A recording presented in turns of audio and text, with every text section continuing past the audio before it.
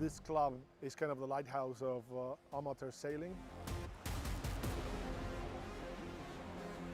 This event is the best sailing event I've done ever.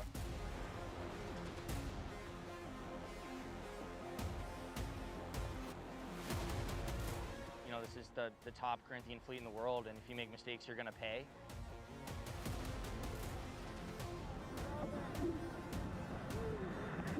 The Invitational Cup is special. It's a regatta that celebrates the Corinthian spirit. It celebrates amateur sailing at its finest.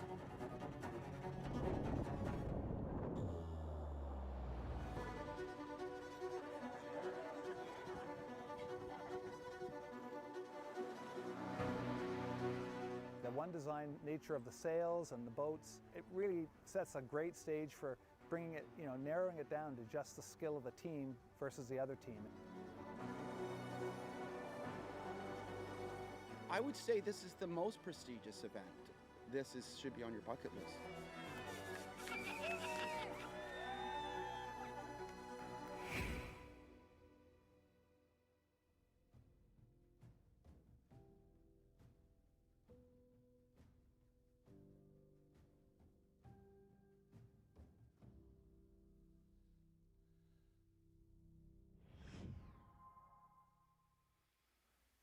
All eyes are indeed on Newport, Rhode Island. Day one of the 2025 Rolex New York Yacht Club Invitational Cup is complete, and the defending champions of San Diego Yacht Club are on top with 2 race wins to start the event. It's a new year. They have a new helmsman, but the Californians are right where they left off 2 years ago.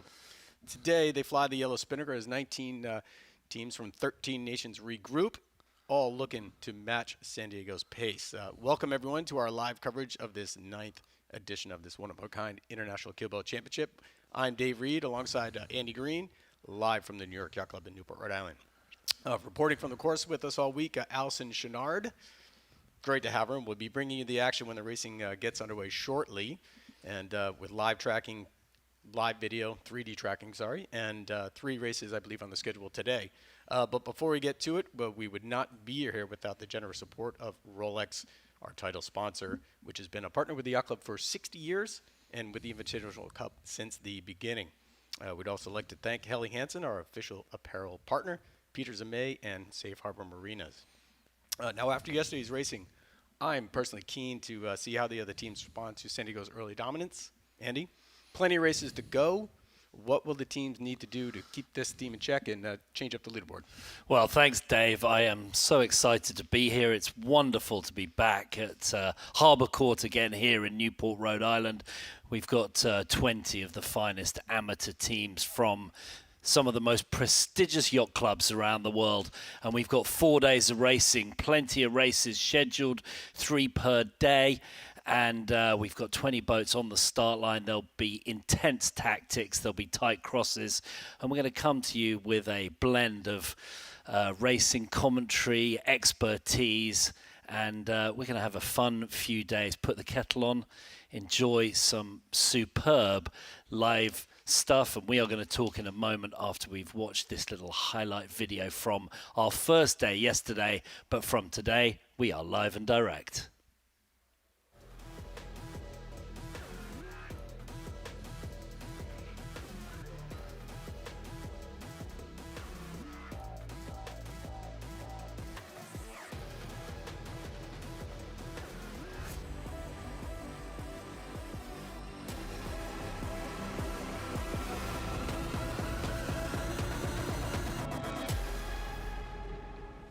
Yeah, so first day of racing, after 2 practice days of racing, looking forward to the regatta getting going. It's clear all the teams have been pretty well trained at this stage and everyone's up to speed, but the intensity will definitely increase in the starts this morning. I was pretty frustrated with myself for that one. There was a big right shift at the last probably 30 seconds to the start. Got us a little too close to the line and didn't have enough room to kill any speed and bear away far enough, and ended up being over by about 1 meter, so not by much. And we cleared ourselves. We found a couple lanes, and we had some really good wheels out in the breeze today.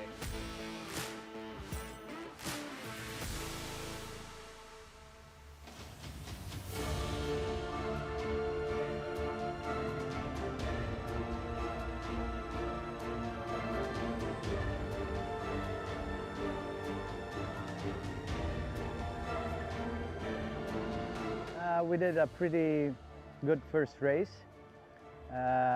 Everything went well, and we tried to replicate in the second and the third, but not everything went well. But we are very happy about the day. In Italy, we say that it's always good to start well, and we did start well. Let's see what happens.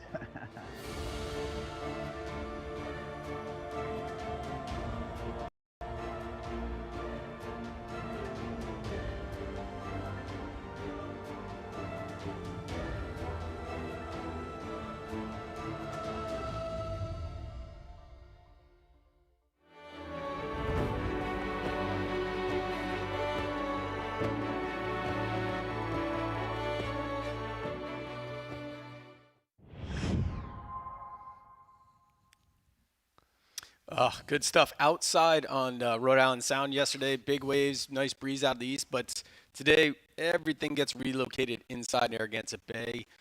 Much flatter water. It is definitely going to be a different kind of day, and going to be a trickier day. The race course is much more compressed, and a little more current comes into play, and all different kind of day today. What do you think? What's going to go on today? Well, I loved yesterday. It was out on the America's Cup racecourse, overlooked by the Gilded Age Mansions. It was very bumpy.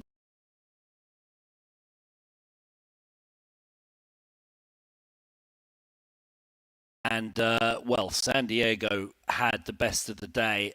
They've 9 points after 3 races. So that is an average of 3 points per race. And really for the winning teams, the best team that we've had in the past, 2021, when Southern Yacht Club won, they did 12 races and averaged 4 points. So that's really the benchmark to be able to win, and San Diego Yacht Club on top of the leaderboard with an extremely tight set of results. Look at that, 2 wins, and that is very unusual. Jake Liddell is the new helmsman, and obviously in the past we've had Tyler Sinks, who's been a fantastic helmsman for the San Diego Yacht Club. Royal Hong Kong Yacht Club in second with 11 points. That excellent results from them. Look at that consistency.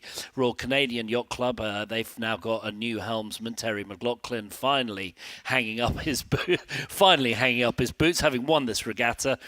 And then Royal Thames Yacht Club, who are always right up there. That's John Greenland helming, Ian Dobson, their tactician. They've got a new main sheet trimmer, Dr. Vines from Lymington, an old friend and favourite. He's been coming to Newport for many years. And a great result from Yacht Club Costa Smeralda, who've been practising hard. They got a 1.88, but then by no means out of it. Royal Swedish Yacht Club are doing great. 6th Corinthian Yacht Club, usually I'd expect to see them slightly higher up the leaderboard. Corinthian, one of the favourites. New York Yacht Club in 8th with Hannah Sweat driving. Royal Prince Alfred Yacht Club, a new team here. They're just from the north side of Sydney with their team Revolver. See if they can add a New York Yacht Club Invitational to their roster. They've just come back from the Cannes Film Festival Revolver, and they won a Palme d'Or there. So we've got all sorts out on the racecourse. In 10th, the Royal Cork Yacht Club, the only team to have been here in every single event, the only visiting team to be here at every single event since the beginning. We have got some fantastic racing ahead, as you said, inside today. So more tide. They're up by Halfway Rock, between Halfway Rock and Gould Island on the northern end of Narragansett Bay. And you can see now 11th to 20th, those teams now finding their feet after the first day. But much flatter water, much more tidal, plenty of breeze. The colder northeasterly flow across Rhode Island. We're going to be in for some fantastic racing, and the time is marching, Dave. Yeah, and I think the breeze range, the forecast this morning was up to 20. So it's even though it's inside, when you get in these there's a lot of land, so it's going to be shifty. And it's going to put a premium on trying to get these clean lanes, which were a little more easy to get outside, but much harder today. But it's worth noting, we also have the Velocitech starting system, which precision within the centimeters on these starts. And it's worth noting that New York Yacht Club was one of the 6 OCS boats in the first race yesterday. To come back with 7 is amazing. So, I mean, to come back from a OCS, get a top 1, and then pull off 2 wins, man. I'd be scared. Okay, we got live pictures on the water. We had some drone shots from a day or two ago when that was light, but now we are live and direct down on the water. We've got the start. What is that? That looks like the southern end of Prudence Island right there. So they are tucked in right up by Halfway Rock, quite a long way to the north. We got Track. I'd encourage you to go on to Track and take a look there. Oh, no, that's the northern end of Jamestown. So 2 minutes and 18, and we've got down on the water as the boats looking like they are really getting quite into this. Boats all very, very tight indeed. We'll go down to Alison Chenard down on the water. What do you see? How's it all looking there, Alison?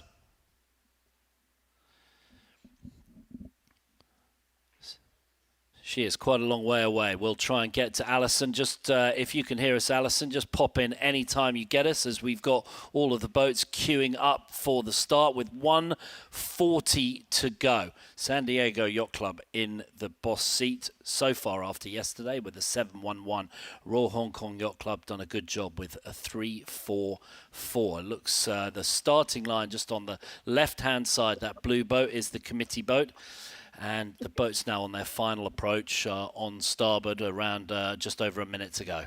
Yeah, it looks like an early setup here. It does look like an early setup. The boat's keen to get on the race course. And today, really moving day. There was a sense of urgency this morning. Much chillier conditions. We had 66, 68 American degrees, which is around 15, 16 degrees Celsius for the rest of the world, with 55 seconds to go.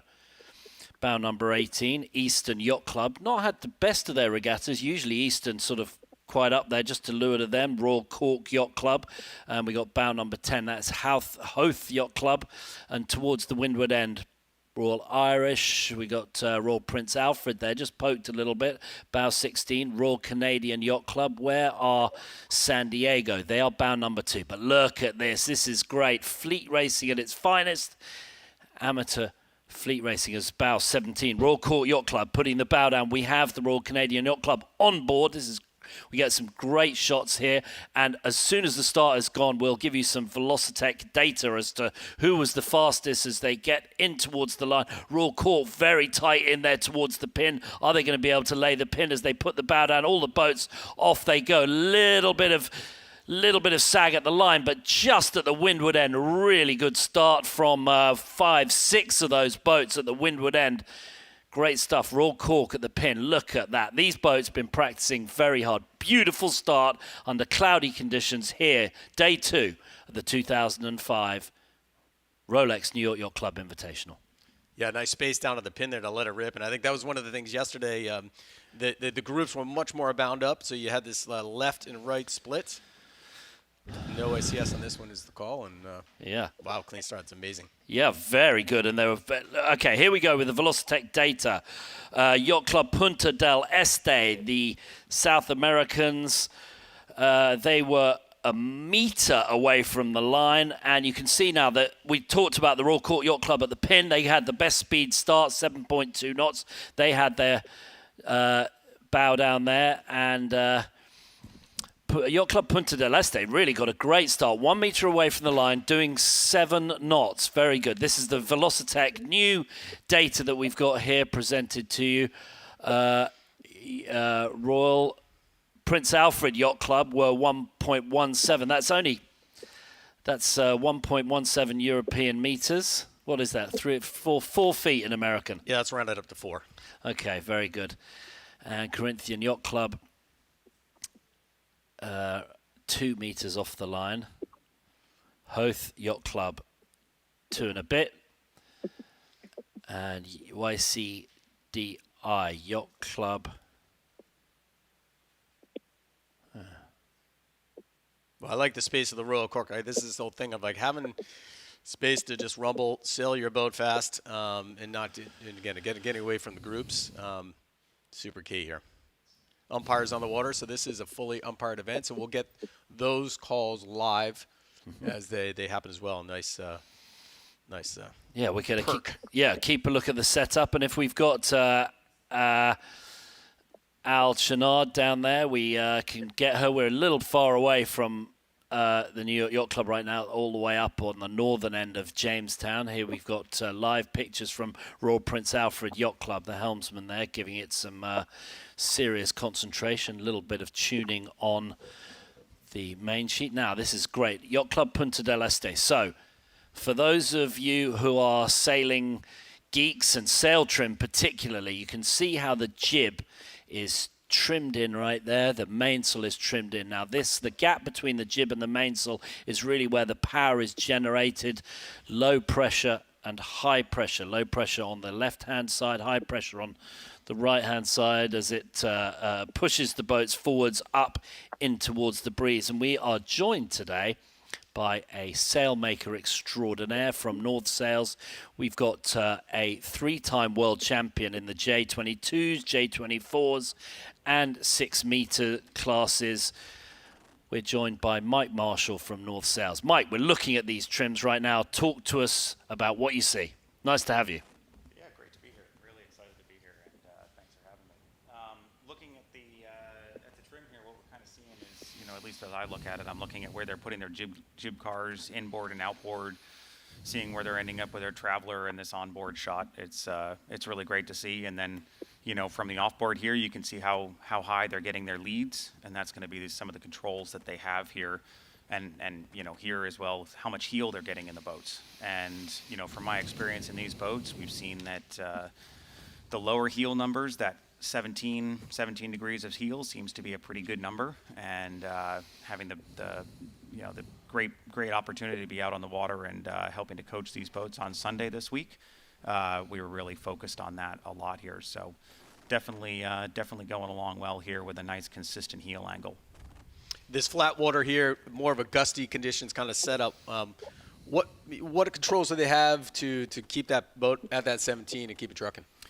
Yeah, so they've got obviously main sheet, and they've got runners, and you're really using the main sheet to control the the heel angle a lot in this sort of windier condition. But definitely max runners here. We've got white caps on the waters. You've got shims under the mast to be able to control the rig tune.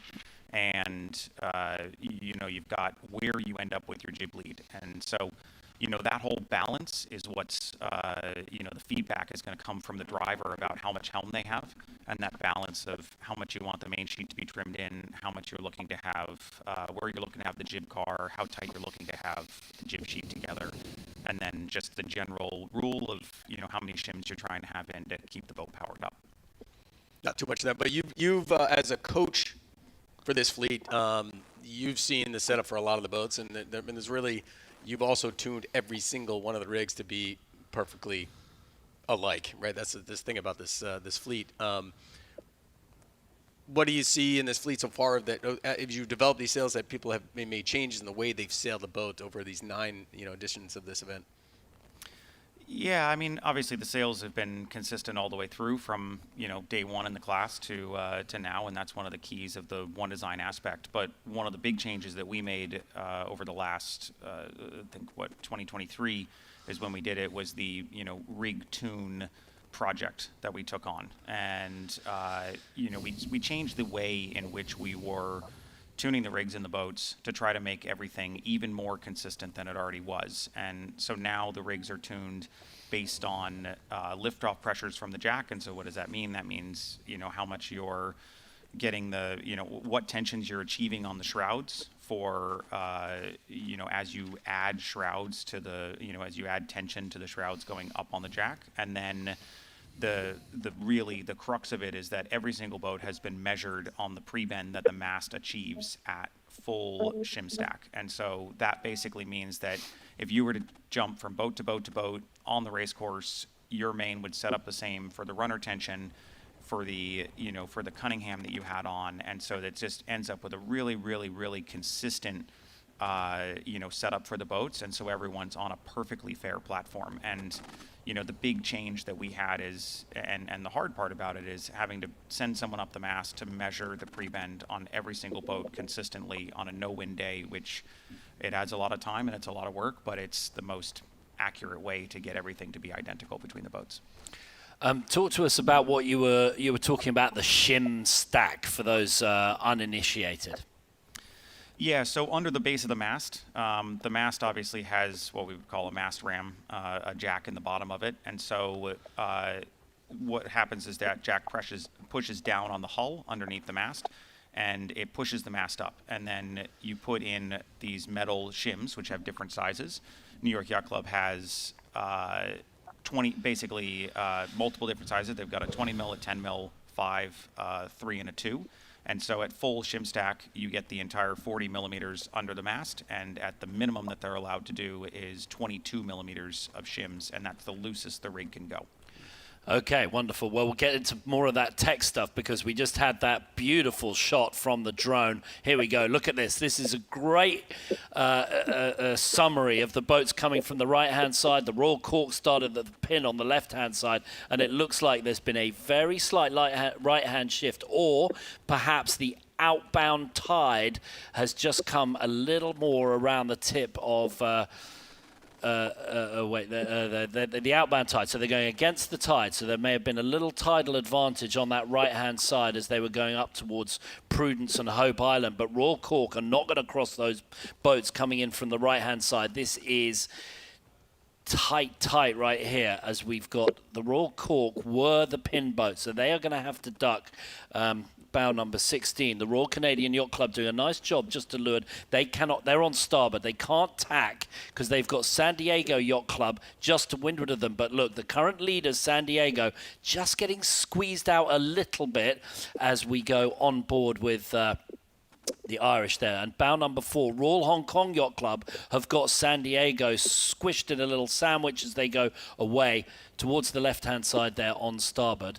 And now we're sitting with, there we go. Look at this. There's the 3 boats front of screen. 16, Royal Canadian. 2, San Diego. Just to windward of them, Hong Kong. So this really is a front of the fleet battle right here. 16 with the Royal Canadian. Not in such good shape because they can't tack, but San Diego really trying to get out. Royal Hong Kong Yacht Club look like they're about to tack. So the trimmer moves, the runner man moves, and they are now tacking back to the right-hand side. I'd expect to see San Diego Yacht Club clear out pretty quickly, and it looks like they go to move as well as they get towards that pin end ley line, the port end ley line up to the windward mark. Can we see the windward mark in shot? Not quite yet. We got the umpires there, the only boats that are really allowed on the racecourse inside the camera team. Those are the umpire boats. Here we go on the port. So it looks like a slight left-hand shift there, Mike, right at the top. Yeah, definitely. It looks like it. I'm just looking here at the different heel angles in the boats and just seeing how well they're going upwind and how very, very comfortable and really fast San Diego looks in this. And they're definitely a lot less heeled than the boat to the left of them than 16.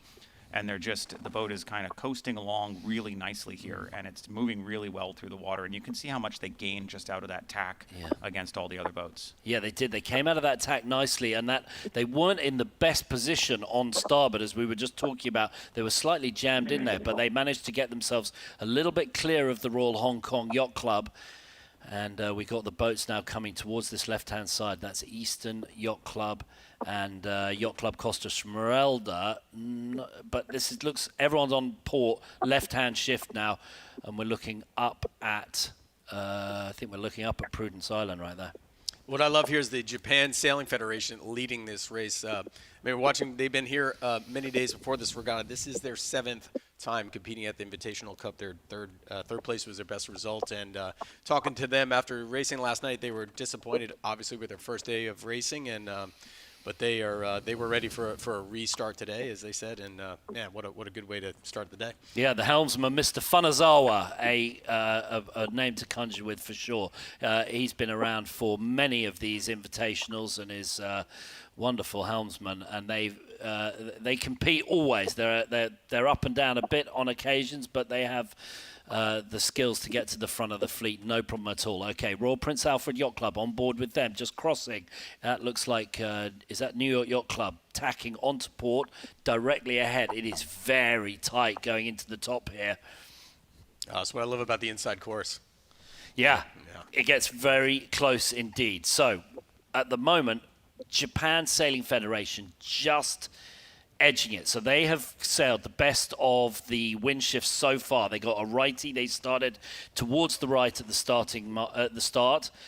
They sailed that right-hand shift as far as they can, and then when the breeze went slightly to the left, they tacked, and there's the Royal Thames Yacht Club, one of the top teams, just getting on starboard, just getting ahead about bow 5, who are ducking. That's Yacht Club Costa Smeralda. So Japan Sailing Federation both sailing fast and just getting the best of those wind shifts. They currently leading. Yeah, as I'm watching this, I'm just looking at all the different setups as you go to the onboards and seeing the differences in where people have their jib leads. And that in these boats is really going to be your driver of your height versus your fast forward. The further in you have it, the more you're really focusing on getting the boat height and getting the thing, and as you can see in Canada here on the Canadian team, you could see there that their jib lead was probably 2 holes down from the top. You can see here in Punta del Este that their jib lead is probably a little bit further down from the top here. And I wouldn't be surprised if, in this, they don't have active control over that. It has to be done from tack to tack. You can't change it all the time. And so what we're seeing here is we're potentially seeing a little more of a bow down mode the further out, but I'm guessing in this wind condition, it's likely that higher up hole is better. Okay, coming up to the windward mark now, all on the a lot of these boats on the starboard ley line. Remember, I'm not sure we've even mentioned course 4. So it is windward leeward, downwind finish, 1.3 mile. Here we go. Japan Sailing Federation, Yacht Club, Royal Canadian Yacht Club very close behind, and Japan Sailing Federation just lost out to San Diego Yacht Club. As you say, that port line in for San Diego, they did a very nice job just taking a little bit of a lift there. And we'll go down to the water. We got Alison Chenard as the boats get to the windward mark. Alison, nice to hear you. Give us your perspective. Go. Okay. That was a call from umpires. There was some commotion there, but Andy, we're coming around the windward mark here at San Diego in a very familiar spot for them, about to deploy their yellow spinnaker for their first place lead. And coming up behind them, a couple boats behind, is Punta del Este, and I spent the morning with them. And it's right on track that they were a meter off the starting line. They've got a great tactician on board, and everyone was raving about him. All him. And here. Very good, Alison. It looks busy out there. Everyone at the top mark. What's the breeze, and what else do you see?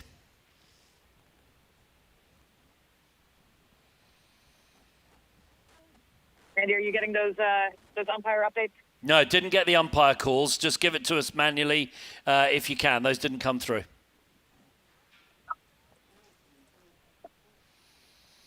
We got a bit of. Vote 9. Okay, we're getting a bit of bumpy from you out there. You're well to the north, so we will try and get those manually. We've got San Diego Yacht Club leading over Royal Canadian Yacht Club.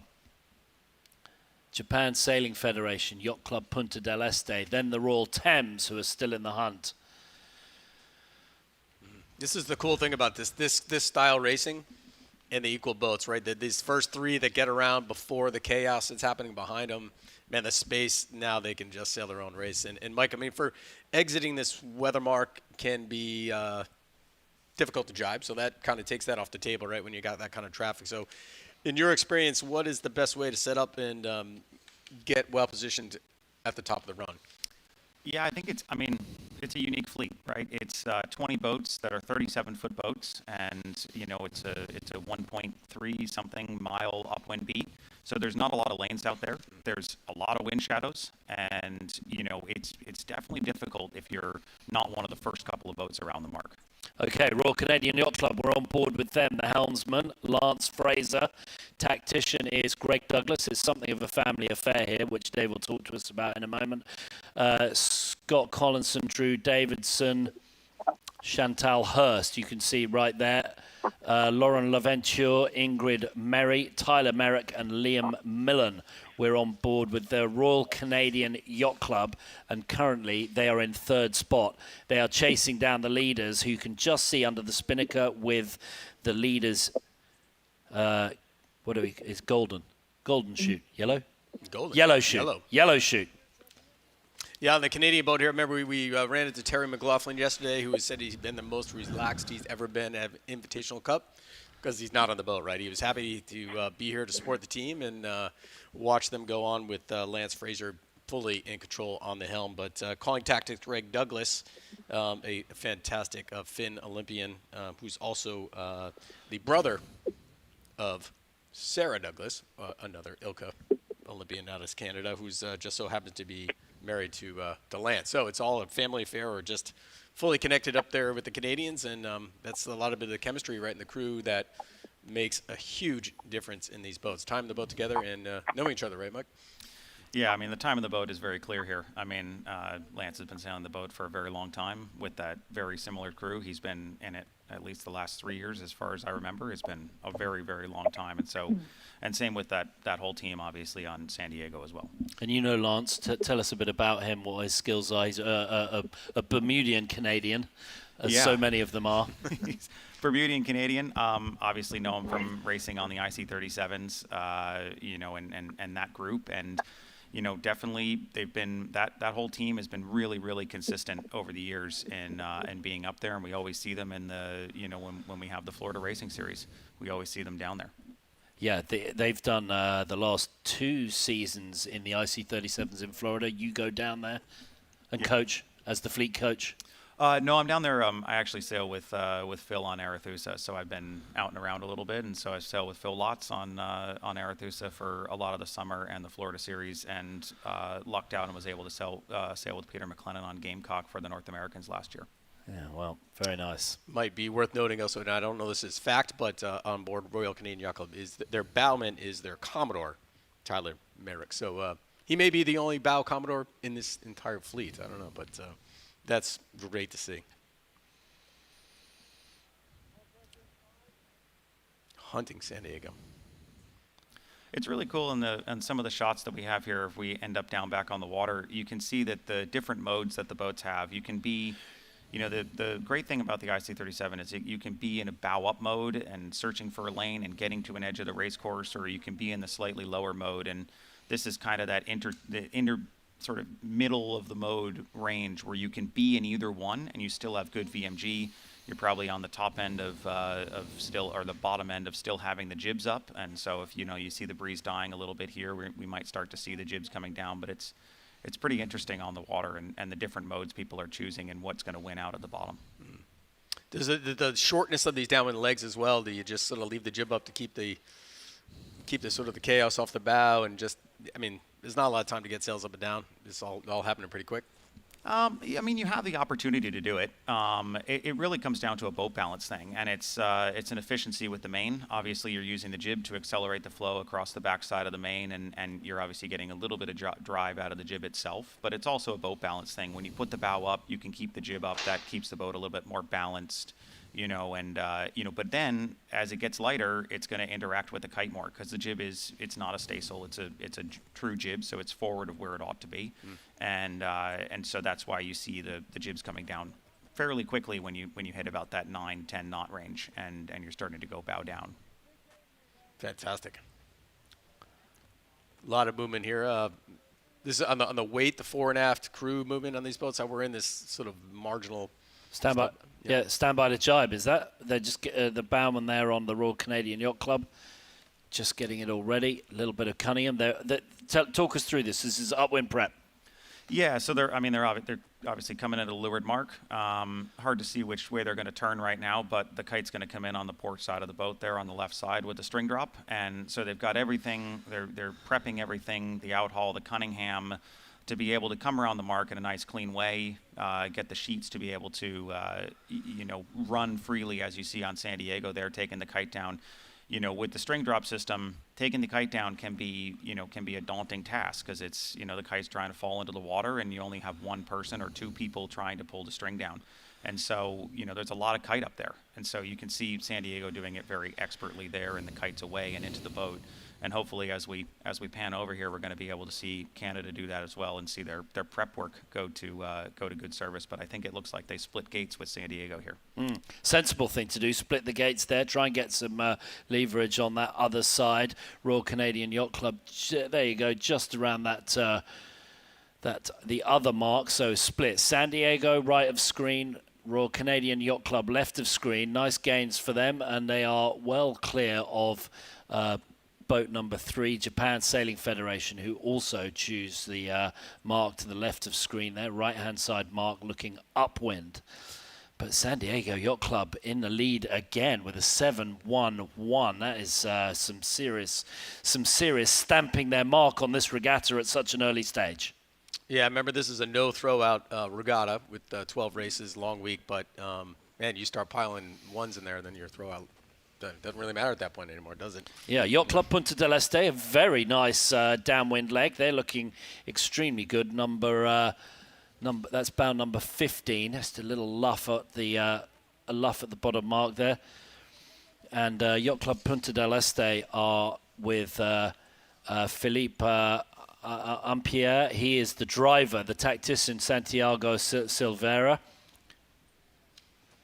Their best result here, 15th, where they did two years ago. So that was 2003. They were 15th. This is a much better showing. They have really got the bit between their teeth. Yacht Club Punta del Este, they look like... talk us through this trim while we look at it right now. What's going on here, Mike? Yeah, I was actually I'm looking at the how much the tiller is getting pulled to weather by the driver there, and that's one of the big differences. And hopefully, as we get settled in out of this tack here, we can see it. One of the things that I use a lot in the boats is is how much the driver has to pull on the tiller to weather. You're going to have some amount of it because you want to load that foil along with the keel, but it's all part and part of the same puzzle to try to find out. And you can see here how much the tiller is getting pulled to weather, and it's almost never to leeward. I think the camera's a little off angle here, but you're seeing a very balanced boat, a very balanced tiller, and occasionally those little pulls to weather. And that's really coming from that setup of how you're seeing how the jib is quite far inboard, the main is quite far out, and you're getting the balance of the boat to be quite nice there. I think as we saw with Punta del Este, they had a little bit more tiller to weather, and I'm guessing that was because the jib was a little bit less trimmed, maybe 2 pin stops outboard, the main a little bit tighter, and that's just making it so there's a little bit more drag on the tiller for a slightly different mode in the boat. Well, we're certainly getting Tech Wednesday from Mike Marshall, giving us the full-on about mast shims and pre-bend and jib angles and heel angles. 17 degrees. You sure it's not 17.4? It could be. It might be faster at 17.4. You never know. Great pictures of Yacht Club Punta del Este. I know when we pull back here on the tracker that I'm looking at, I mean, Andy, this is not necessarily a super common race course here in Newport to be tucked up in this little corner. You've done a fair bit of racing up here, I'm assuming, and so what's the general flow around? There's a lot of islands and there's a lot happening up there. What's the usual play here? Well, it's an outbound flow, so upwind, they're against the tide. So they're looking for some little areas where they can perhaps get out of the flow, because these boats go pretty much the same speed. What are they doing? 7.1, 7.2 knots upwind.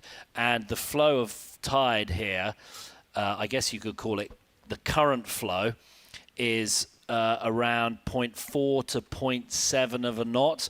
And they're sailing in the lee of Hope Island. There we go, Royal Thames. Great picture on Royal Thames. There's William, the long-standing supporter and team boss there. He's just tucking his legs in now on the windward side. Something happened to the Royal Thames Yacht Club at that windward mark, because they came around the top mark in 5th spot, and now they are down in 9th or 10th. So Royal Thames Yacht Club not having their best day.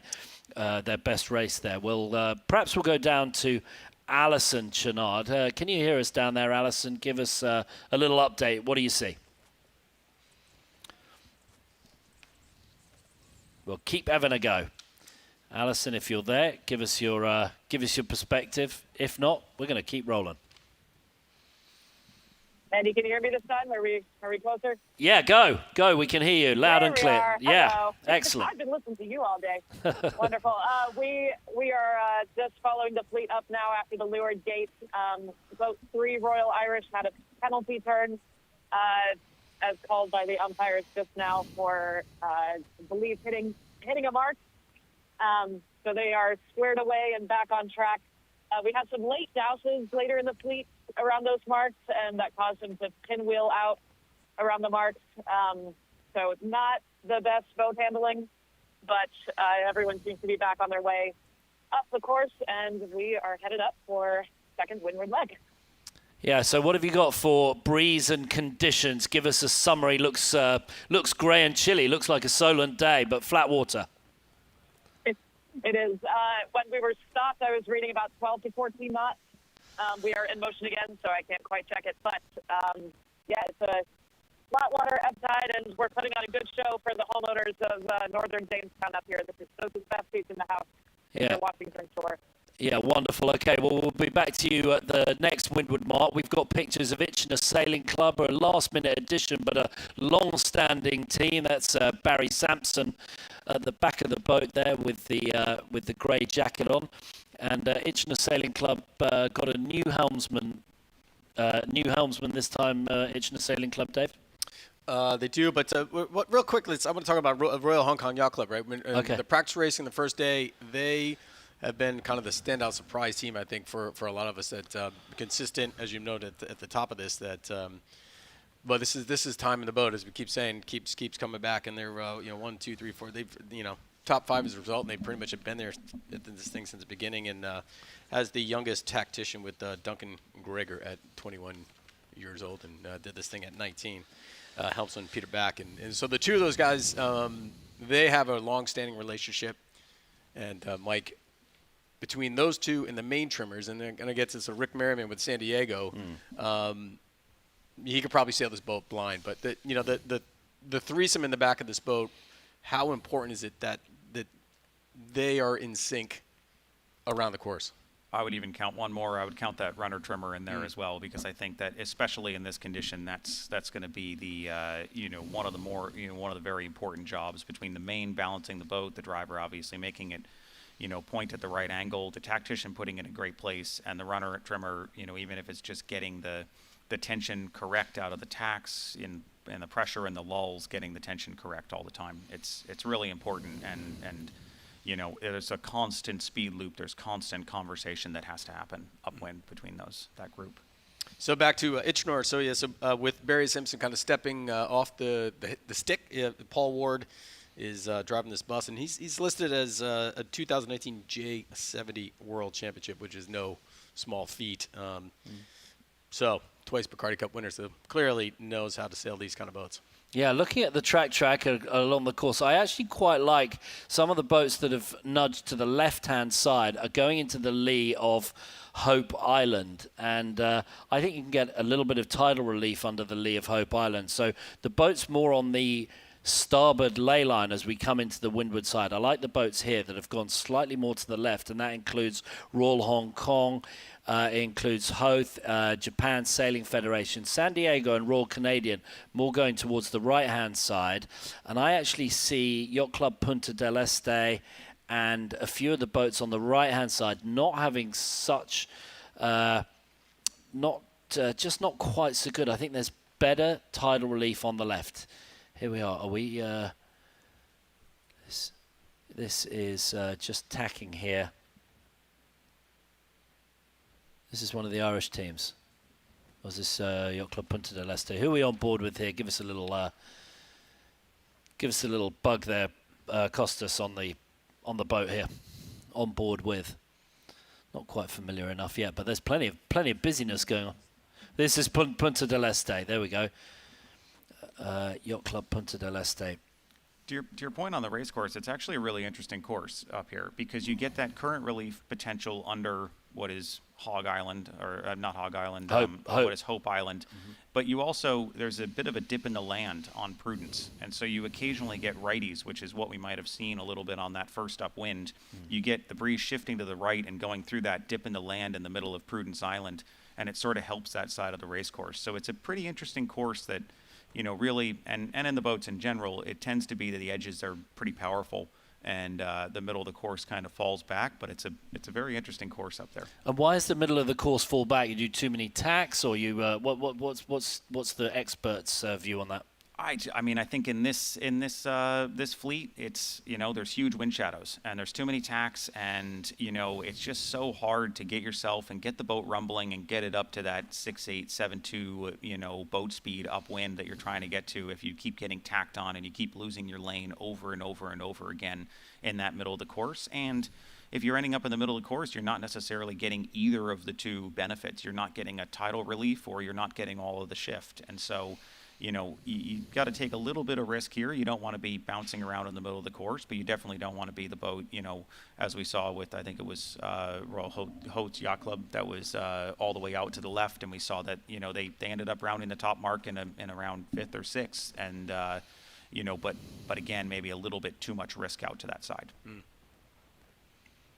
Great pictures of Royal Hong Kong Yacht Club.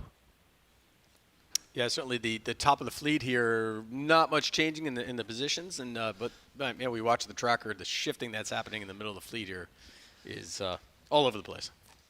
Yeah, well, welcome everybody. Here we are, second upwind leg, our first race of the live broadcast. We had 3 races yesterday. Royal Hong Kong Yacht Club were in second overall after yesterday. San Diego Yacht Club leading with a 7-1-1, and it looks like another win potentially on the books for the San Diego Yacht Club. A beautiful picture there of the Royal Hong Kong Yacht Club. All of you watching on YouTube, on Facebook Live, and it's always good to hear where you're watching from.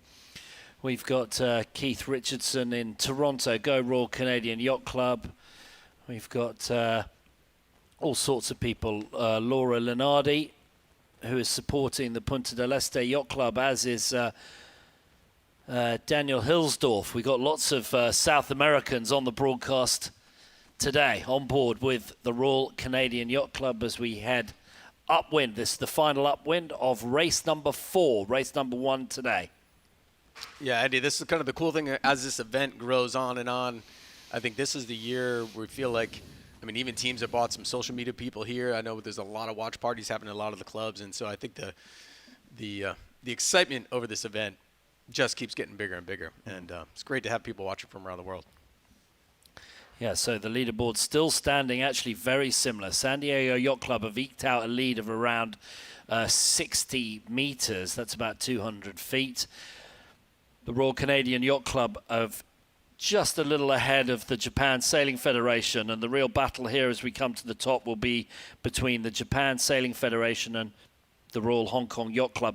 New York Yacht Club have just got themselves ahead of the pack, I guess. They are currently in 5th, and we have got Hannah Sweat helming from the New York Yacht Club. We'll give you a little update on Hannah's glittering resume and some of her crew who are representing the New York Yacht Club, the host team. San Diego Yacht Club, they're already just eased a bit of their, have they eased a bit of their jib halyard there? What's going on there? Yeah, so it's interesting. On the boats, you only have one pit winch. So you come around the mark, and in order to hoist the kite, you don't want to have it only on the clutch, on the actual cleat there. And so you have to take the jib halyard off of the pit winch, and it goes onto the clutch. And so you actually see a little bit of the jib halyard easing early when, you know, just because it's the clutch can't take the load that the winch can take, and you need it to get the kite up. Yes, for this New York Yacht Club team, I mean, this has been a full press campaign, I guess, as Hannah would say. I mean, this is not a show up and play thing. So they've been working hard at this. She's got her tactician, John Alden Mead, who was with Southern Yacht Club in the previous edition. And, man, I was looking, 2003 was when Hannah won her last Rolex Yachtswoman of the Year. Man, that seems like a long time. She was only 34 at the time, but it's crazy. But, yeah, going to this event, they said, you know, starts were going to be their number one priority, and I think they sort of pulled off on that one all right. And the crew chemistry and Tom Burnham, their coach, bringing some new ideas to the boat. And but yeah, the pressure of hosting or being the hometown club. Always full on for the New York Yacht Club team. And now just, Mike, talk to us about Tom Burnham as we go. We'll just watch the other boats come round. I'm going to ask you about Tom Burnham in a moment. That is the Royal Hong Kong Yacht Club, pretty comfortably there in 3rd spot. And we got after them, bound number 6. New York Yacht Club done a very good job of squeezing into, I think that's 5th spot. as they come around the top mark. We've got, no, maybe they're in fourth, I think. They're in fourth because they've overtaken Royal Vancouver Yacht Club. Let's go down on the water for a perspective with the salt in her hair. Alison Chenard. Hey, Andy. Hey, guys. We have got 4 that have broken away, and New York Yacht Club is leading the next pack, and we've got some jibe sets leading by Royal Vancouver is heading out on port. Going to go see what magic they can make over there. And then a really, really tight pack coming in around the windward mark right now. In front of me. And when I was on board with the Uruguayans this morning, Punta del Este, they absolutely love this kind of tight-knit racing. They didn't have a great last leg there. They fell back a little bit. But we've got a lot of J70 sailors on board that boat and some world champions that keep trading off every year. So they love this tight racing, and they love that everyone is very competitive and up at the top all together. So we've got some exciting roundings. What were they? What were their focuses for? You were on board with Yacht Club Punta del Este. We're on board pictures with them right now. Just tell us a bit about what they told you on the way out to the race course today. Perfect. Yeah. Yes. Their strength is in tactics and boat speed. That's where they feel like they're excelling, but they are struggling a little bit in their boat handling with their communication. This team has not raced together as a unit until these practice races, this regatta. They've got 4 new crew members on board for this regatta, but they're working on that choreography and just getting everything dialed in. They have a great tactician. Everyone was raving about him and calling him Santiago there, calling him their good luck charm. But they did leave him on shore today on accident. They left him at home, so he was a little late, and we were a little tardy getting out to the course for our warm-up. But he's definitely a strength on board, and the crew can't say enough good things about him. So they're having a little struggle here, but they should be back up. This is a better performance than they had the last edition, so things are looking up. I mean, as every Irishman will tell you, don't leave your good luck charm at home. It's always better to take both your good luck charm and, frankly, your tactician if you want to actually deliver here. We were on board with the Royal Prince Alfred Yacht Club. This, a jibe set. Mike, talk to us about this. Oh, mind your head. Yeah, I mean it's a very, very difficult maneuver here, and it's hard to see whether this one was pulled off or they might be. No, they did pull it off there. It looked there for a moment that they might have been a little overturned on the jibe set, but you've got to get that clue of the kite back, and you've got to get to be able to get it and not wrap it around the headstay as you're hoisting it out there into the jibe set. Okay, Royal Irish Yacht Club. Not doing so good. They are pulling up with the back of the fleet. We're on board with them.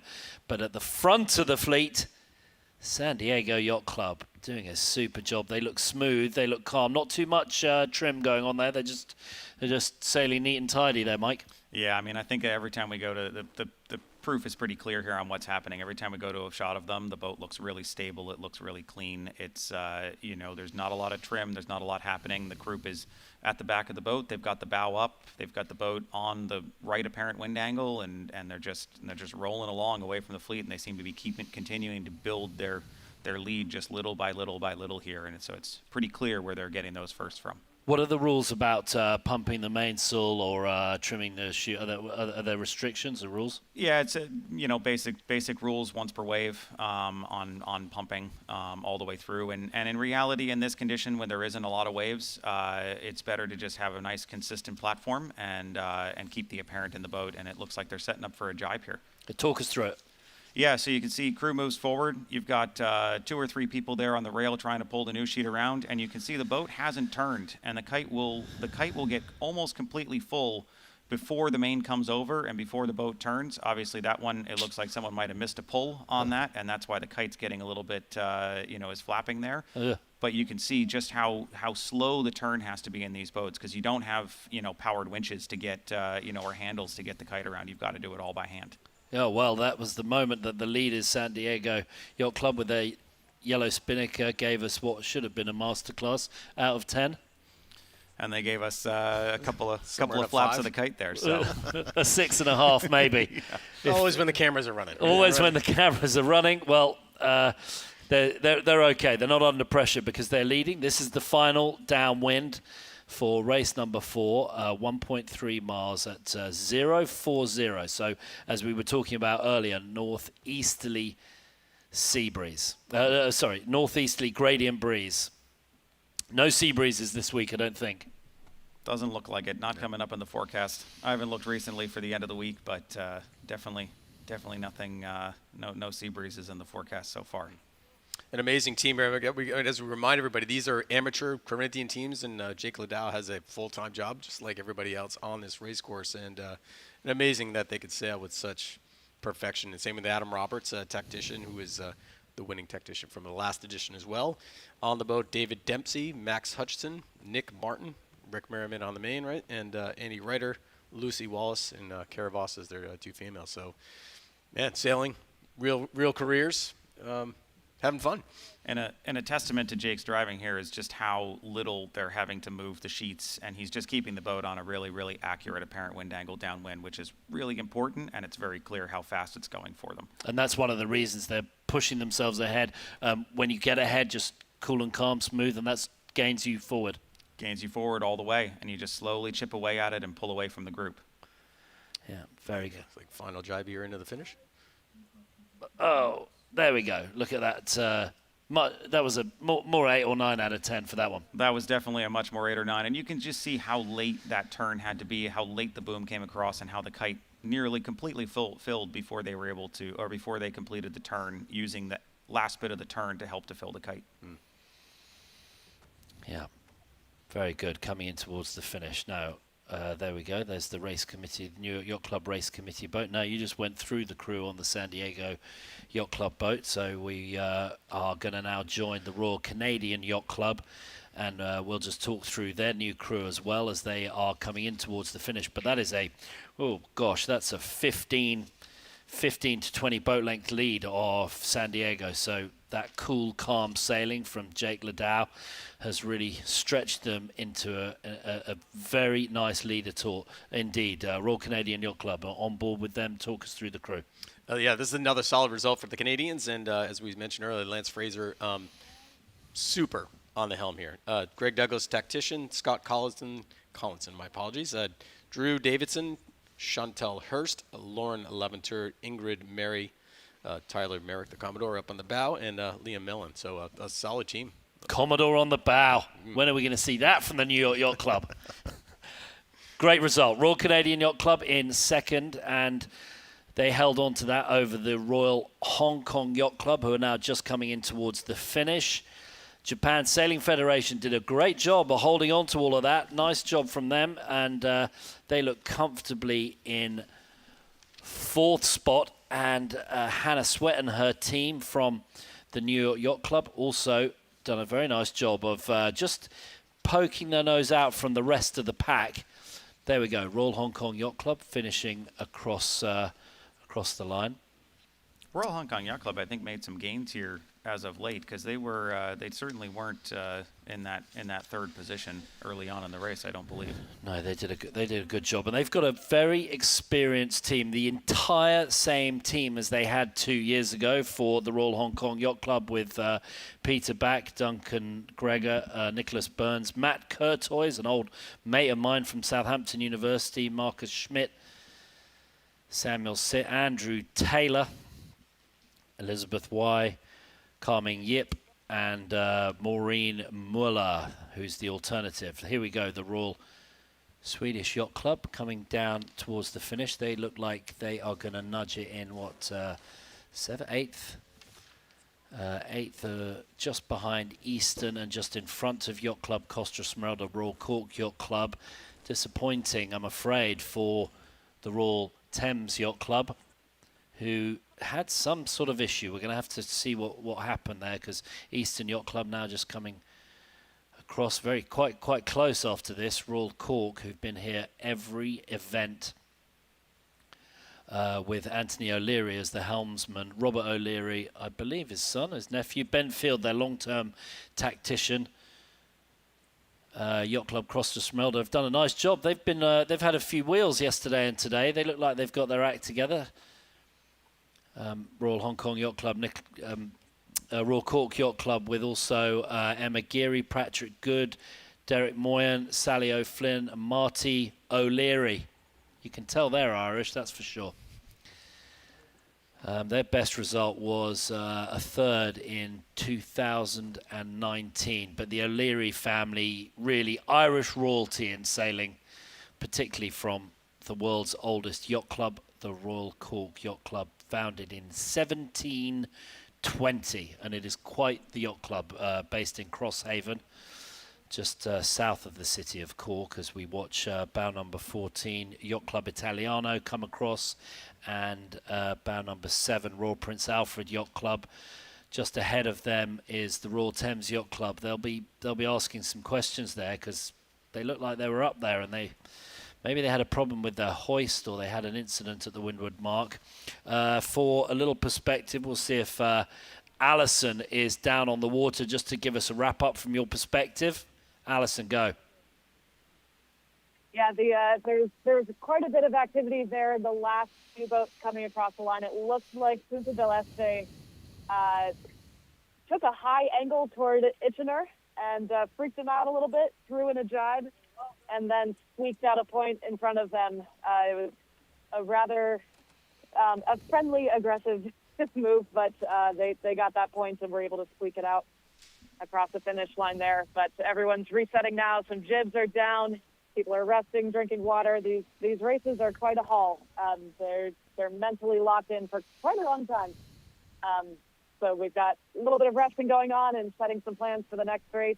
We have some movement on the leaderboard, I'm sure, in the totals that you guys can see better than I can right now. But we are going to get ready to go again. Okay, wonderful. Thanks for your insight, Alison Chinada, communication director for the U.S. sailing team at the last Olympics. Does a great job on the social media and is now bringing us her sailing insights from on the water. And we've got here the overall standings for you. Look at this. San Diego Yacht Club, 7-1, 1-1 for 10 points. That is quite the start to the regatta. Royal Hong Kong Yacht Club keeping them honest with a 3-4-4-3, only 4 points behind them. Royal Canadian Yacht Club, very nice sailing right there, 10-3-2-2 for 17 points. Royal Swedish have bumped themselves up to 4th place.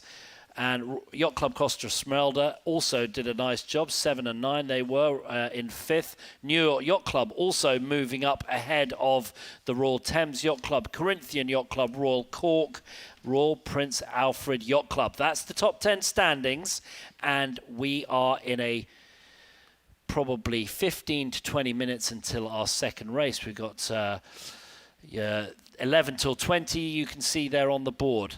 A great race that a great race for us there in 14 to 16 knots of breeze. Excellent starting. Thank you to Mike Marshall, our North Sails expert, for joining us. Dave and I will be back here for race 5 and possibly race 6 on day 2 here at the Rolex New York Yacht Club Invitational. We'll be back to you in a moment.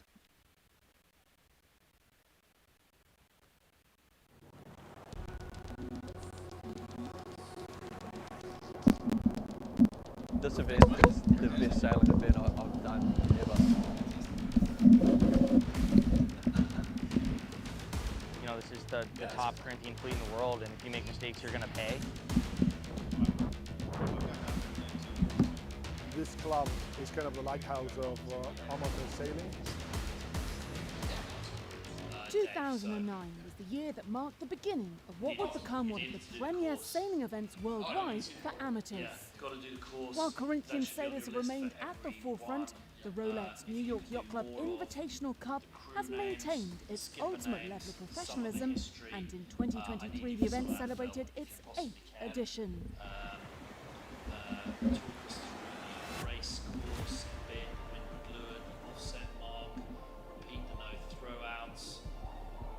Based in Newport, Rhode Island, the New York Yacht Club boasts a legacy spanning 179 years and is widely regarded as one of the world's most prestigious yacht clubs. It It serves as the venue where teams from yacht clubs around the world gather biannually for the esteemed Invitational Cup. For the 8th edition of this regatta, 19 teams from 14 different countries were ready to race. Experience is much needed in such a highly competitive fleet, and 17 of the teams were returning to the Rolex New York Yacht Club Invitational Cup, having raced here in the past. The returning teams included the two most recent winners, the Southern Yacht Club, who won in 2021, and the Royal Sydney Yacht Squadron, who took top honours in 2019. As teams and sailors return year after year, lasting friendships have formed, giving this regatta a distinctive camaraderie among the teams.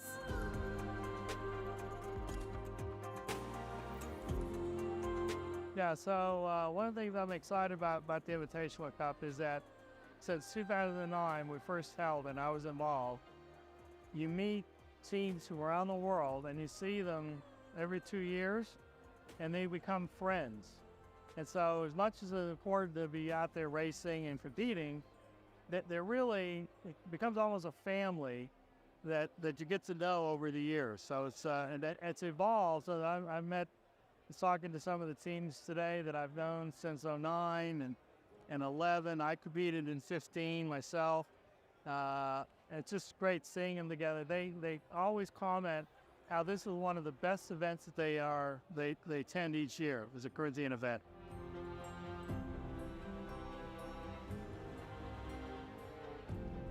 Very excited. We've been pent up energy trying to come back and defend our wonderful win in 2019. So we're very happy to be here. But more importantly, the New York Yacht Club do the best regatta in the world of this state. This is just really special. So we're very happy to be here, very honoured that we've been invited to come back again, and really looking forward to competing against our old teams and some new teams that we haven't sailed against. So it's a very mixed emotion year.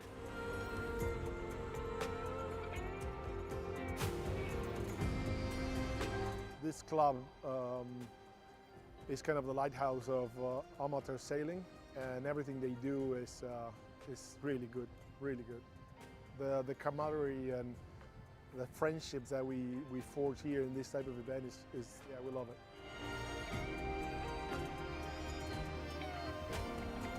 What's great about this kind of regatta is meeting people from all over the world. I really enjoy meeting friends. It means that whenever you happen to be in, for example, Australia or, I don't know, Argentina, you call up your friends that you met in New York that one time. So it is a great opportunity to network, and because we sail, I mean, we go all over the world all the time, so it's always nice to have friendly faces around the world. The solidarity within the fleet is genuine, and ashore the sailors are eager to connect with like-minded people from around the world. However, once out on the water, they're all competing for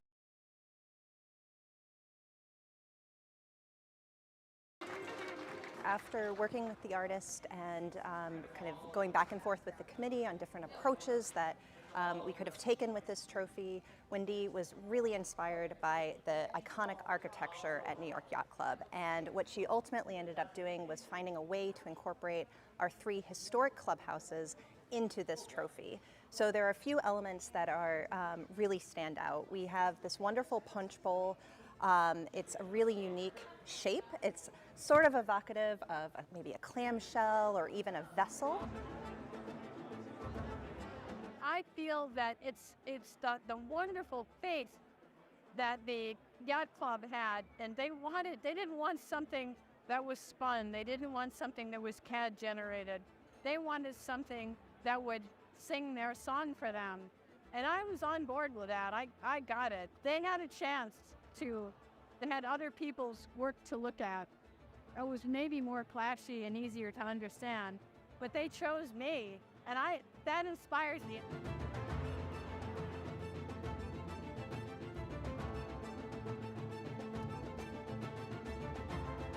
On a day when Rhode Island Sound served up some very shifty conditions, it was time for the teams to hit the water for the opening races of the regatta. The crew from Yacht Club Argentino secured an impressive lead after recording scores of 2-1-2. Day one was for the unsung teams, as Royal New Zealand Yacht Squadron and Royal Swedish Yacht Club followed the leaders on the day, with all of them setting themselves apart from the pack by picking the shifts that led to clear sailing lanes. Very happy to finish the day in second. I think we finished 12th at the last Invitational, and we only got one podium finish in any race last time, so to get one on the first day, we're happy, and good consistency with a fourth and a third. Want to improve to try and catch the, which team's leading? The Argentinians. They're so fast, so I want to try and catch them tomorrow. So make some small improvements and yeah, come back firing tomorrow.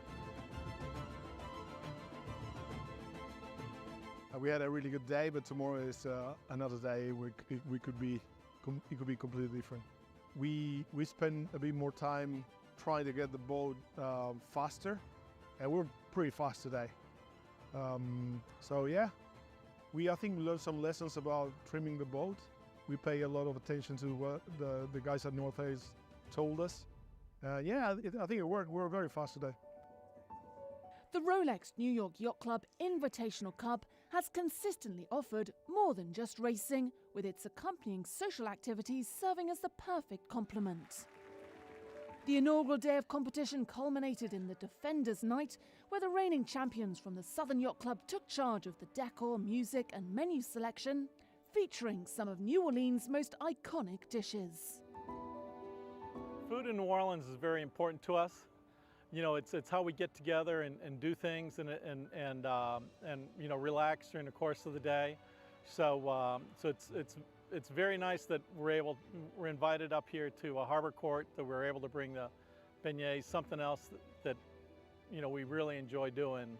The Café du Monde was established in 1862, and all we serve at the Café du Monde are square French donuts called beignets, which are served covered with powdered sugar, and we serve also a very special coffee and chicory that we serve as Café au lait, which is coffee and hot milk.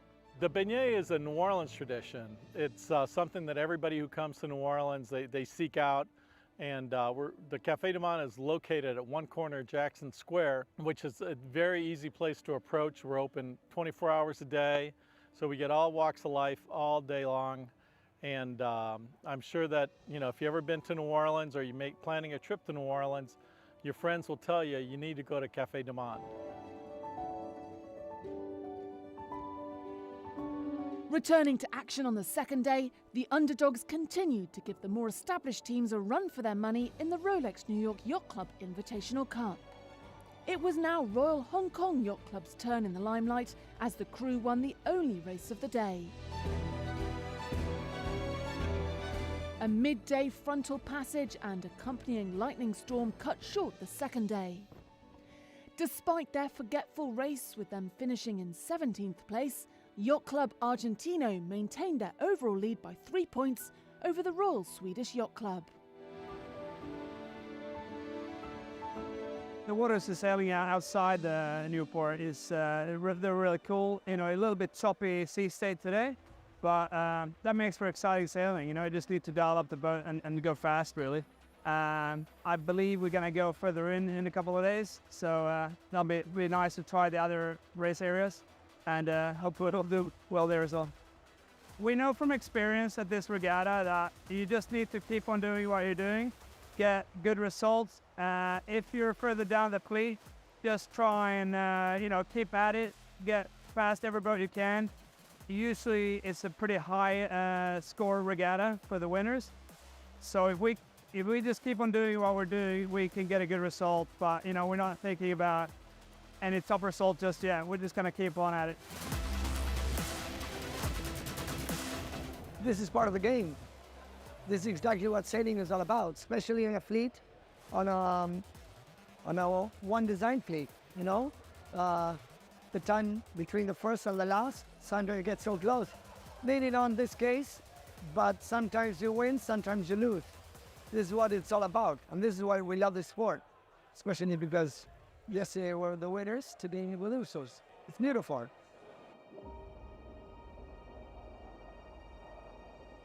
I don't want to speculate in any results. I think we try and take it race by race, mark by mark. The competition is so tough here that anything can really happen, and I think there are 19 teams on the starting line and still 19 teams in the contention for the win.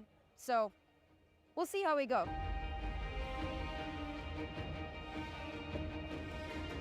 What makes the fleet so even and the results so unpredictable is the fact that all of the teams sail in identical boats.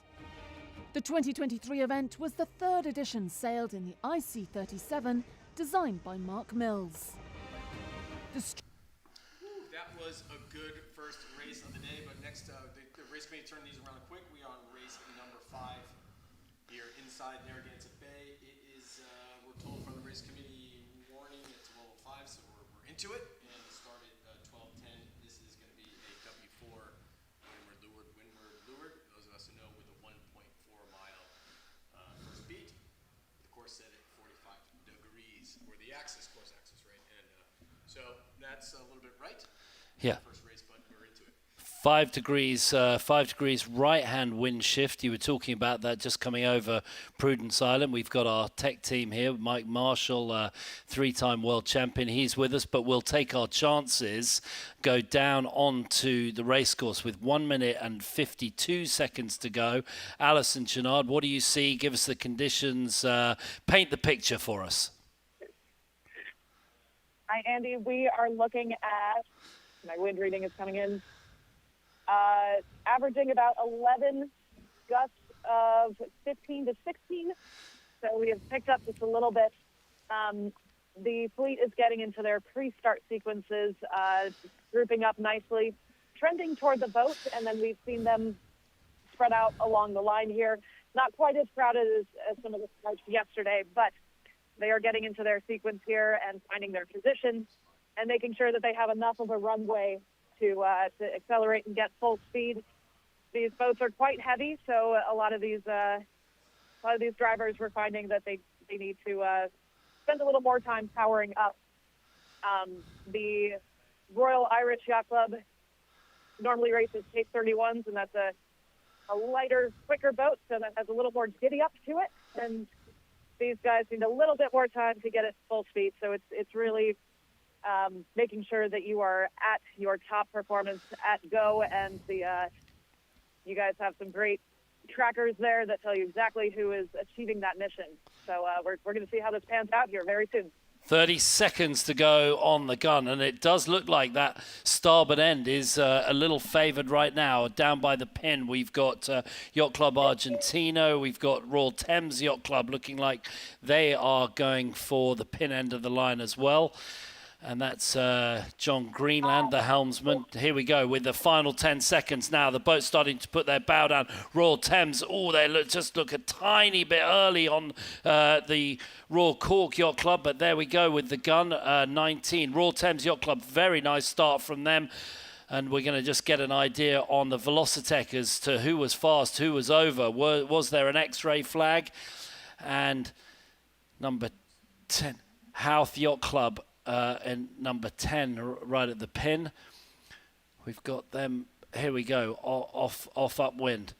And the Royal Cork Yacht Club, as we thought, were, still a little bit behind the line, 4.27 metres. So I guess that would be a clean start, as we've got 7.1. Everyone going around the same speed in this breeze. But Royal Thames, Royal Cork, Japan Sailing Federation, all doing a very nice job of that initial start. And Royal Thames really needed that because they did not have the best race right there. And Royal Hong Kong Yacht Club got rather pushed out at the committee boat end. They were forced to tack away. They got a late start, as was the Royal Canadian Yacht Club. So two of our leaders at that right-hand end. And I actually like the pin end, a little bit favoured, as we're now following Yacht Club Argentino. It'd be great to get a overall picture. We'll see if we can get the drone up and get some drone shots for you of the wider race course around there. But looking at the track, there we go. A lot of the boats on this left-hand side who got the worst of those pin end starts now ducking under. Royal Yacht Club Costa Smeralda, ducking, not good from them. That's number 5 on their mainsail. And we've got Japan Sailing Federation and the Royal Irish Yacht Club, middle of screen right there. Royal Vancouver Yacht Club having to peel out on port. Bow number 7, Prince Alfred Yacht Club, looking very nice indeed. As we've got the umpires following close behind, making sure all is fair in love and war on the racecourse. But Royal Hong Kong Yacht Club and Itchener just peeled out at the back on the right-hand side. Not the best starts from there, particularly Royal Hong Kong Yacht Club. That is not going to keep them at the front of the fleet with starts like that. That was kind of a messy start, I think, probably for a lot of teams. But finally, we get a chance to talk about Corinthian Yacht Club, which has been, it seems to be so far in this regatta a little stuck in the middle, and good to see them finally have a go. And they have been putting in the long, hard hours for this regatta. As one of 2 teams out of Marblehead. We've got Eastern and Corinthian, and the Corinthian squad here with Wade Waddell on the helm and Tim Wadlow, supreme tactician. Man, he is fast. And but also on board real quick, Will Bailey, Emily Gonzalez, Andrew Kingston, Sam Madden, the parent in the room, I guess, Doug Sabin, and Duncan Swain, and Juliana Testa. Good to see them up front. Yeah, we got pictures here of the Argentinians, it looks like there. Is that Yacht Club Argentino, I think? Yep. That looks to be the flag, yeah. Okay. Maybe the Argentinians, this last regatta, they started really, really strong right in the first couple days and had a bit of a midweek meltdown. But, yeah, they need a good one here. Yeah, looking at their boat here in this in the shot, the boat looks a little bit, almost a little underheeled. And I wonder, you see it in the tracker that they're kind of bearing away from the course. Maybe they're going for a shift or something like that. Okay, pictures now of the Royal Cork Yacht Club to leeward of Yacht Club Punta del Este. We're with Yacht Club Punta del Este. And they're just trying to hold their lane. So just talk about some of the difficulties there. They're trying to hold the lane, but it looks like they've decided that's enough. They're getting dirty wind off the Royal Cork Yacht Club there, Mike, and peeling out. Yeah, that's one of the hardest things to do in this boat. It's, you've got the short cord of the rudder and the keel, and so, anytime there's a boat under your bow, it's a losing battle, especially when they're about a boat length forward like that. It's, you're just going to try to, if you're trying to hold out for a shift, you're going to hold out as long as you possibly can, but you know that, you're going to have to be, you're in a compromised position, and so it's definitely hard. If they're a little bit further bow back, or the boat to weather is a little bit further bow forward, then you can make it work, but in that position, it was always going to be a tough place. Yacht Club Argentina there, the helmsman Christian Freyers and Emilio Miguel, the tactician. Their best results, a 7th in 2023. And they've had 2 8th spots in 2013, 2017. Christian Freyers, well, if any of you are long-standing fans of sailing, the Freyers family are famous and infamous in the world of both yacht design and racing. Got a nice picture there of the whole fleet, mainly everyone on starboard. What does that suggest? A bit of a right-hand shift there, Mike?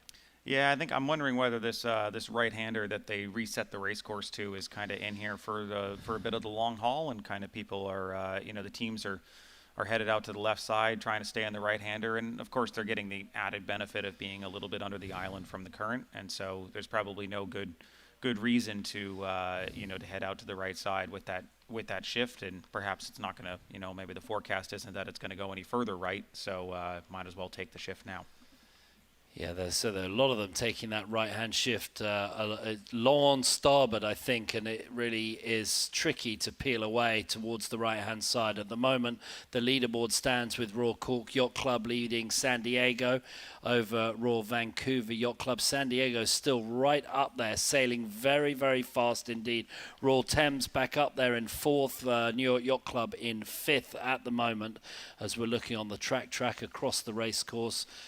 We've got our 3D viewer here from the overhead point of view, but San Diego Yacht Club, they're eking out themselves a 6-meter lead at the moment.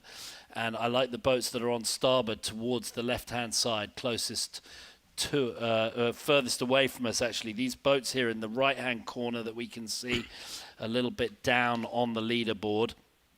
The one boat there just a bit punched is Royal Hong Kong Yacht Club, but I like the boats on the left-hand side. Royal Cork, Royal Thames, and the Royal Thames now tacking onto port to try and cross the fleet. Have they got a little bit of a left-hand shift? We'll have a crucial cross here between Royal Thames. So that's Punta del Este. That's Irish Yacht Club just crossing over Yacht Club Punta del Este. So now the boat's starting to creep their way back towards the right-hand side. Royal Cork and Royal Thames at the front. We're on board with Yacht Club Punta del Este. Yeah, and I think with the course being, you know, the left hand, the port ley line being as close it is to the island, you probably are getting a little bit of lefty there up under the island. That you're kind of those boats to the left that you're liking there, Andy, are really starting to, you know, it might be coming good on that side, and they're able to get a little shift back to cross the fleet. Yeah, I'm actually surprised that they didn't go a little further, but maybe they're just getting quite tight into Hope Island there. Yacht Club Punta del Este now also tacking onto port. They're not in the front of the pack there, I'm afraid, for the fans of the South Americans. Oh, big incident here, but the Royal Thames forced to tack onto starboard, and the Royal Cork Yacht Club just bouncing them back again as the Royal Vancouver Yacht Club just crossed just very tight over everybody else, just to windward of the San Diego Yacht Club, who again are eking themselves out a tiny little advantage. Less tacks. You don't want to do too many tacks when it gets to this spot, Mike. Yeah, I think again that as we saw that tack there at the bottom, or that tack there under the other boat is just you know, it's extra tacks, and maybe if they had taken the duck there, it seems bad in the moment when you're taking the duck, but it just frees the boat up if there were no other boats to the other side, and you can just rumble fast and away from the fleet and get away a little bit. And, you know, back in here amongst the front runners, we have the Royal Vancouver Yacht Club, which we haven't had a chance to talk about yet. And you mentioned earlier a 6-meter lead, and their helmsman, Ben Mumford, a 6-meter world champion, speaking of 6 meters. And yeah, they had a bit of a rough day, and they are making their way back into it with Hunter Loudon as their tactician, Ella Coleman, Arthur Gooch, Julia Maiman, Nicole Minielli, Travis Minielli. They're going to be related, I'm sure. Matthew Stranahan and Jason Vandergaag. Royal Thames Yacht Club, we've got pictures on them right now as they tack onto port. Here they go, just getting all the way onto the windward side. You want to get the weight out as quickly as you can after the tack, Mike. We've got William Edwards there just at the back with his flowing white locks looking back at the TV boat. What you can see there is where that 17 degrees of heel comes out. You can see the rudder just coming out of the water. For me, they're probably 18, 19 degrees of heel, maybe even 20 right now where that rudder's coming out of the water. And that's where that 17 degrees is just when the rudder isn't coming out of the water and you can't see it anymore. Okay, so 17 degrees, whether you can see the rudder or not. More than 17 degrees, you can see a little too much. Just the rudder peeking out there. The Royal Cork Yacht Club and the Japan Sailing Federation. Royal Cork just taking a little dig to windward. Royal Thames putting the bow down a bit there. They look like they're in clear air, though, the Royal Thames. And the Royal Cork Yacht Club just legging out a little bit on Japan Sailing Federation there. Great pictures. Royal Thames Yacht Club, Ian Dobson, the tactician, William Edwards and his son Freddie Edwards on board there. At the front of the boat is Tiger Tellwright and Maria Stanley, Poppy Neal, Nick Hornby, the trimmer. And now we go back to on board with Royal Canadian Yacht Club. They look like they're in pretty free air there. We're a Royal Canadian on the race course. They are on starboard, coming from the right-hand side. What it looks like to me here on the tracker, right? This is the fleet is kind of gravitating to the top left corner, right? So this is one of those scenarios that no doubt at some point it's going to get very busy on this port deck ley line. I like that left-hand side, and you know I'm not always right. In fact, I'm seldom right. But on the left-hand side, Japan Sailing Federation, Royal Cork and Royal Thames in a 3-boat battle. That right-hand side is really collapsing, and I think there's a little bit of worse tide on the right-hand side. I think they're getting a great little tidal advantage, less tide against them as they go into the lee of Hope Island. And I believe that was one of Roger Williams, founder of Rhode Island, one of his daughters called Hope, one of his daughters called Prudence. What was the third? Patience. Patience. Very good.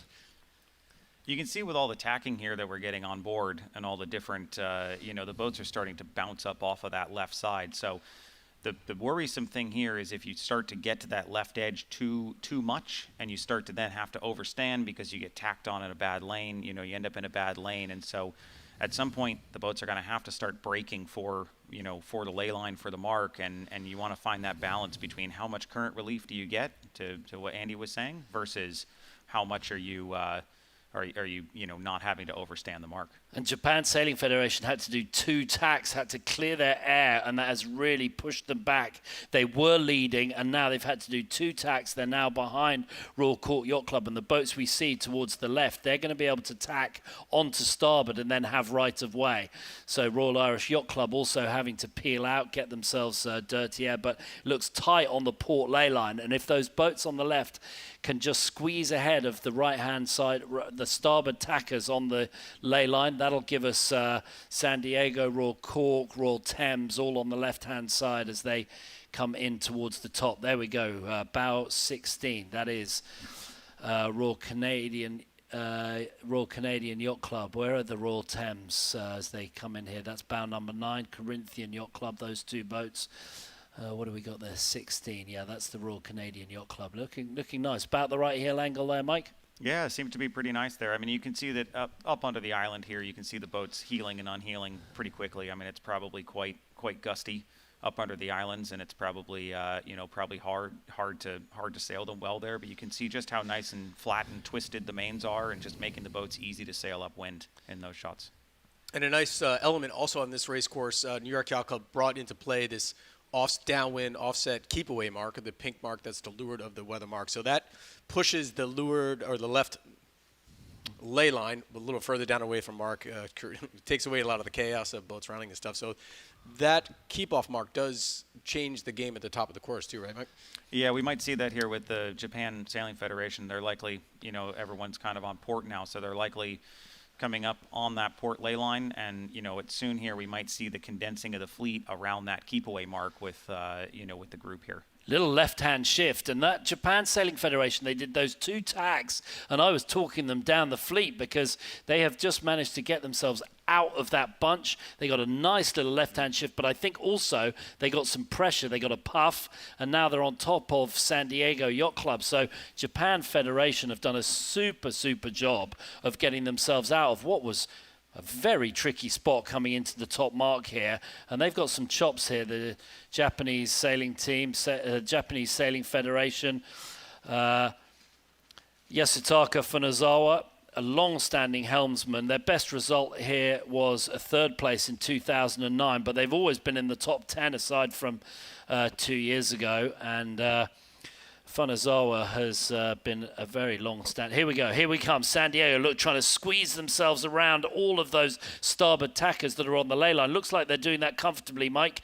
And this will be the final tack in. They'll just pick the ley line for the final tack towards the top mark. Let's go down to Alison Chenard on the water as we just watch the Japan Sailing Federation. They've got to keep clear of San Diego, but it looks like they are comfortably clear. They're just going to tack right in front of San Diego Yacht Club. That's clear, right? No rule foul there, Mike. Not at all. No, that looks very clean to me. Yep, very good. Bow number 1. Japan Sailing Federation done a great job. Well done. And their tactician, Hiroki Goto, doing a very good job indeed. And Yasutaka Funazawa is the vice president of the Japan Sailing Federation, and he also sails stars in the Star Sailors League, and a very accomplished crew. Here we go. What are they? Are they setting up for a jibe set? No, bearaway set. There we go. Bearaway set as they start to sneak the spinnaker up on that offset mark. In the lead, Japan Sailing Federation, and I thought it was going to be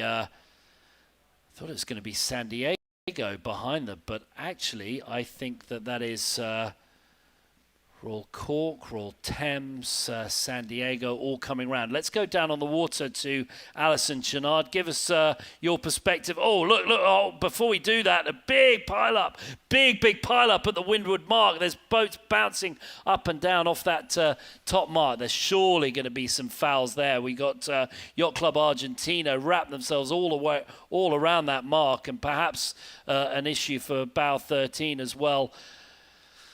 I mean, what we're seeing there is that incoming current, and it's just pushing the boats below that ley line, and everyone's trying to get to the mark, and so they're just stacking up on that starboard ley line, tacking under other boats, and they're really shy, and the outgoing current is just pushing the boats down there. Give us the top three. Alison Chenard down on the water. Here is the Japan Sailing Federation. San Diego is right up there in the mix after they brought themselves to the party. Coming up to the windward mark, we've got some action with Hong Kong Yacht Club. It looks like they ran over their kite, and they are pointing back upwind, trying to sort that very quickly. But they interfered with Corinthian. They had to do a pretty hefty dodge to get around them, but Corinthian is heading off on a port jibe down the course with the rest of the fleet heading off on starboard. Yacht Club de la Vela is taking some turns. No activity from the umpires on the radio, so I think that was all sorted amongst themselves. But we are on our way to the leeward mark. Wind is still looking at 10 to about 15 up here, and we are on our way. Very good. Japan Sailing Federation now jibing down onto port. They are leading very comfortably on this first downwind. Race 5, day 2 of the 2025 Rolex New York Yacht Club Invitational. Wonderful to have you all here on this blustery, cloudy day on the northern edges of Jamestown and Narragansett Bay. Beautiful pictures of Mr. Funazawa and his team from the Japan Sailing Federation as we just squeeze back here to the Royal Canadian Yacht Club with the Royal Thames Yacht Club just to windward of them. These are some of the leaders as they head downwind. Lovely to have you all tuned in to our Facebook Live, our YouTube broadcasting as well. We've got all sorts of supporters. Taylor Sand says, go, Ambush Drew and the Royal Canadian Yacht Club team. We've got a lot of supporters from them. Eddie English supporting, well, obviously he is supporting the Royal Cork Yacht Club.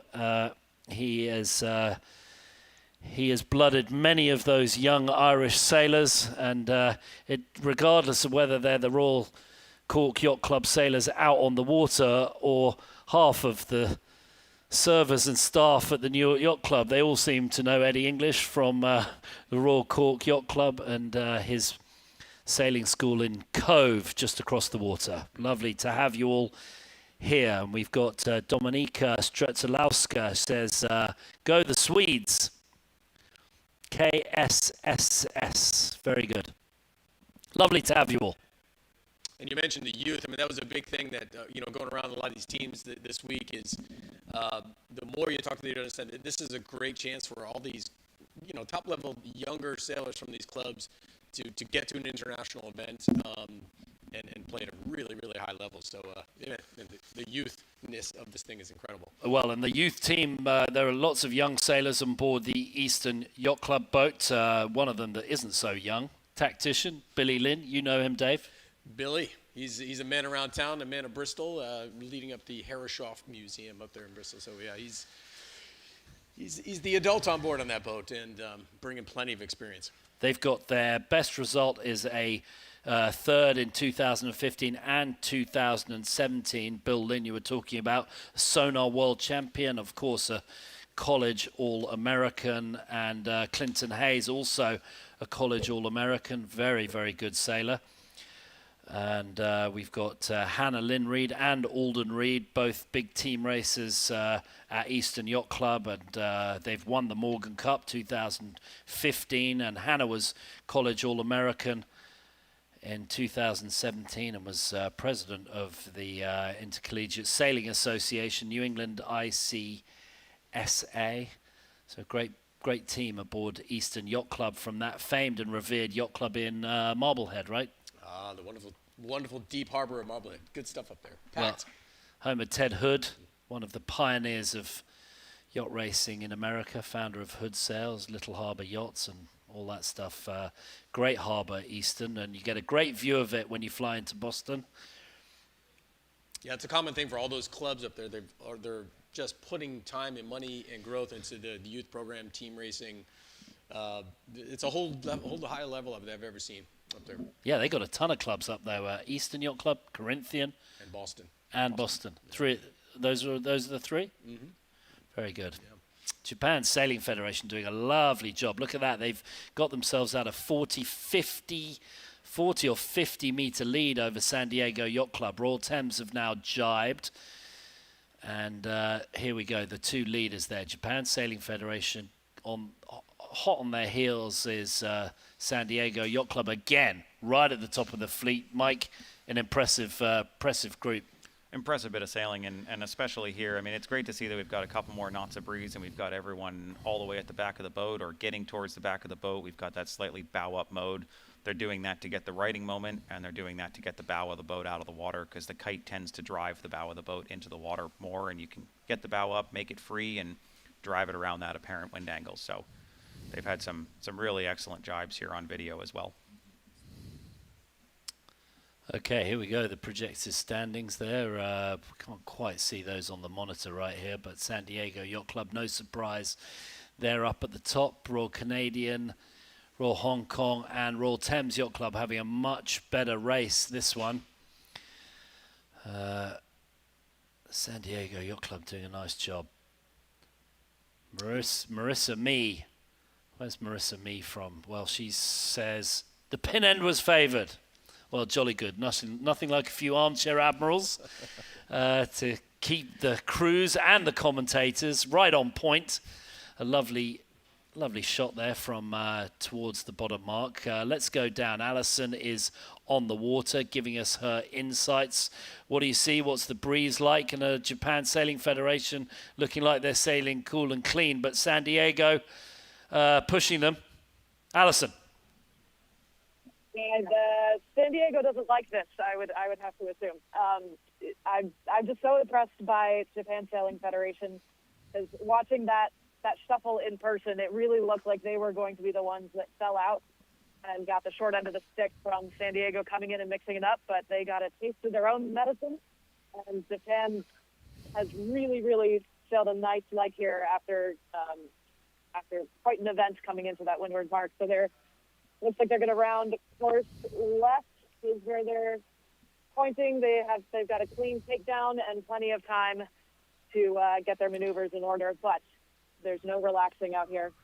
San Diego's going to go for a left turn, course right gate. They're going to switch it up and split apart from their dueling competition over there. And then a tight pack right behind them with Royal Canadian Yacht Club, Royal Thames, and then some Irish right behind them, teaming up in fourth and fifth place. So we've got some clean roundings at the front of the pack here. And this next grouping coming down seems like they're gonna have a little dance coming up, so we'll see how that pans out. Royal Canadian Yacht Club now going around that left-hand mark, closely followed by the Royal Thames Yacht Club. A little late on their spinnaker, just getting it all in. Looked like a good rounding from Japan Sailing Federation and a very clean rounding from San Diego, who split tacks. They went to the right-hand side. We didn't really like the right-hand side on the first upwind, but how does that change? Because you can choose either of the leeward marks on the downwind. It's a gate, Mike. Tell us what the thinking is for the tacticians as you come in and you get to choose which mark. Yeah, I mean, there's a lot of things here that go into that. So first, obviously, which gate is favored, which gate is further upwind is going to be the favor, but also, then you have which gate is going to more quickly get you to potentially the favored side of the course. And then finally, the thing you're actually thinking about in these boats is, because the driving angles downwind are fairly wide, you're actually thinking about the turn you have to make. And so, what Japan did there, which was great, was they were able to go straight in and they did, basically a 90-degree turn around the gate. San Diego had to do a jibe and almost an 180-degree turn around the gate, which is a much harder maneuver. It slows the boat down a lot. So there's plenty of things to think about coming into these gates. So one of the things when I'm racing with the gates is judging which of the gates is less distance to sail. How do you do that? It always seems like a really tricky thing to do. It does, and it's, you know, how many times have you looked at the gates the first time when you looked and you thought one was further upwind and one was closer to you, and then by the time you got, you know, a minute closer, another minute closer, and suddenly the other one starts to look like it's a little further upwind. And I think you've got to make a little bit of an assumption that the race committee set the gates square to the breeze condition. And so if you if you see and you think you're in a lift or a right shift, then that's going to put one of the gates ahead. If you think you're in a left shift, that's going to put the other gate ahead. And then you just got to look out of the boat and look at what you think is going to be your fastest course to the closest gate that's in front of you. Okay, well, some of the magic and mystery of how to be a tactician. Okay, what's going on here? Loading up the leeward runner. That gives you a hint they're about to jibe. Yeah, about to tack, and it's one of the most important things in these boats about the tack, because you know it controls the depth of the main. So the tighter the runner is on, the flatter the main is, and and as you come out of your tack, you can see how far over they're heeling.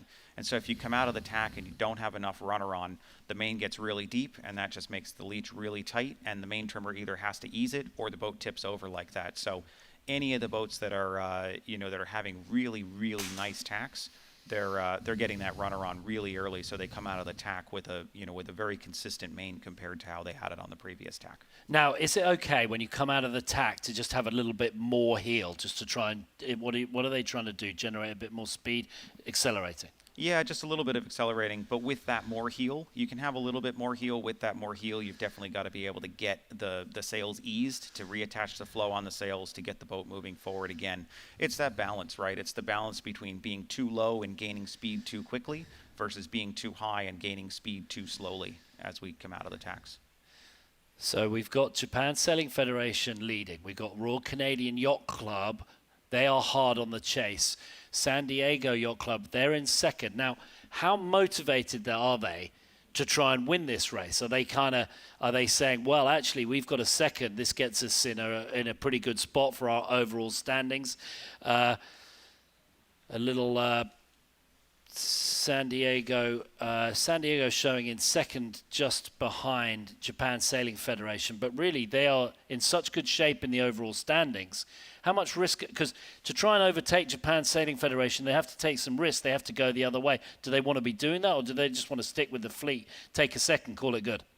I think what they did there at that gate was great, and I think it goes back to the gate, is that they got themselves out of the fray, out of the pack, a left gate, left turn, onto the next upwind, and then you can see what they've done on the tracker here, is that they've gotten themselves. They've been able to sort of move a little bit up the race course, get past the fleet that's coming downwind, and then they've tacked to go to their favored side on the left-hand side of the race course, and so they're trying to reconnect and keep themselves in the battle here. Again, it looks like the left-hand side on the way to Hope Island is giving some tidal advantage. The Royal Canadian Yacht Club really pushing it out towards the left-hand side. This is them in picture right now, the Royal Canadian Yacht Club, and these are the boats on the right-hand side. Japan Sailing Federation just sort of shepherding San Diego towards the right-hand side. Not a lot of opportunity for San Diego when the Japan Sailing Federation come back to them like that. They're fully in control of the Japanese, and it's great to see them in this position. Talking to them last night, they were pretty disappointed, like I said, about yesterday, and their big thing for them was to calm down. They had that first day nerves, and they were just wound up. They had a hard time getting on start, but clearly when they have space, they're just as fast. They got 10 crew members on board, more than anybody else in this fleet. And look at that, tacking right on top of San Diego Yacht Club, banging one in their face, and that forces San Diego to tack away. Why do they have to tack away? I mean, they're definitely in bad air when that when Japan tacks on top of them like that. And really what we're seeing here is we're seeing that the Japanese team does believe that the left-hand side of the race course is favored. So tacking on their face forces San Diego over to the right-hand side of the race course, and Japan can take a little bit more of that advantage left. Had they wanted to cover, they probably would have gone a little bit further and tacked on top of them instead of right in front of them. And while those two are getting tangled with each other in first and second place, Japan and San Diego, meanwhile, on board with the Royal Canadians, they've taken a little more risk, a little more leverage to the left-hand side, which we previously thought was favoured. And here come the Royal Canadian Yacht Club. You can't be everywhere around the racecourse. This gives an opportunity for the Canadians to get back in it. I think they're quietly going about business here, and they're just getting themselves to the left-hand, to that left-hand favor, and they're hoping that the top two boats get in a bit of a tangle, and they can they can take advantage of that. So now the two boats coming together here, Royal Canadian Yacht Club, they're just gone a little bit soft, but as you look at San Diego, bow number 2, they've got 2 on their mainsail. Can the Royal Canadian Yacht Club squeeze over? When you're looking at them here, Mike, on screen, are the Royal Canadian Yacht Club going to squeeze in front of San Diego Yacht Club here? And what are you looking for as the tactician when you're looking at the other boat on starboard tack? For me right now with this camera angle, it looks like they're definitely going to be in front of San Diego. I'm looking and seeing that land moving behind of San Diego here if I'm the tactician on the Canadian boat. And so I'm looking for the land to be moving behind them. If I see the land moving behind them, I'm not going to be bow to bow with them. If I see the land stationary behind them, like almost as what we do with Japan here, we see the land stationary behind the headstay of Japan. Oh, just starting to gain now, Royal Canadian. Started to gain. Yeah, so this left-hand shift really coming good. And now you can see the tactician bobbing their head down. Are we going to cross? Are we going to cross the Japan Sailing Federation? Oh, this is going to be close. They're going to have to tack to leeward. There's no room for a duck here. This is going to be tight, tight, tight. Look at this as the Canadians are going to have to tack, but they stick a lee bow tack on them very close indeed. And a big, big gain for the Royal Canadian Yacht Club while Japan Sailing Federation were busy trying to shepherd the San Diego Yacht Club back down the fleet.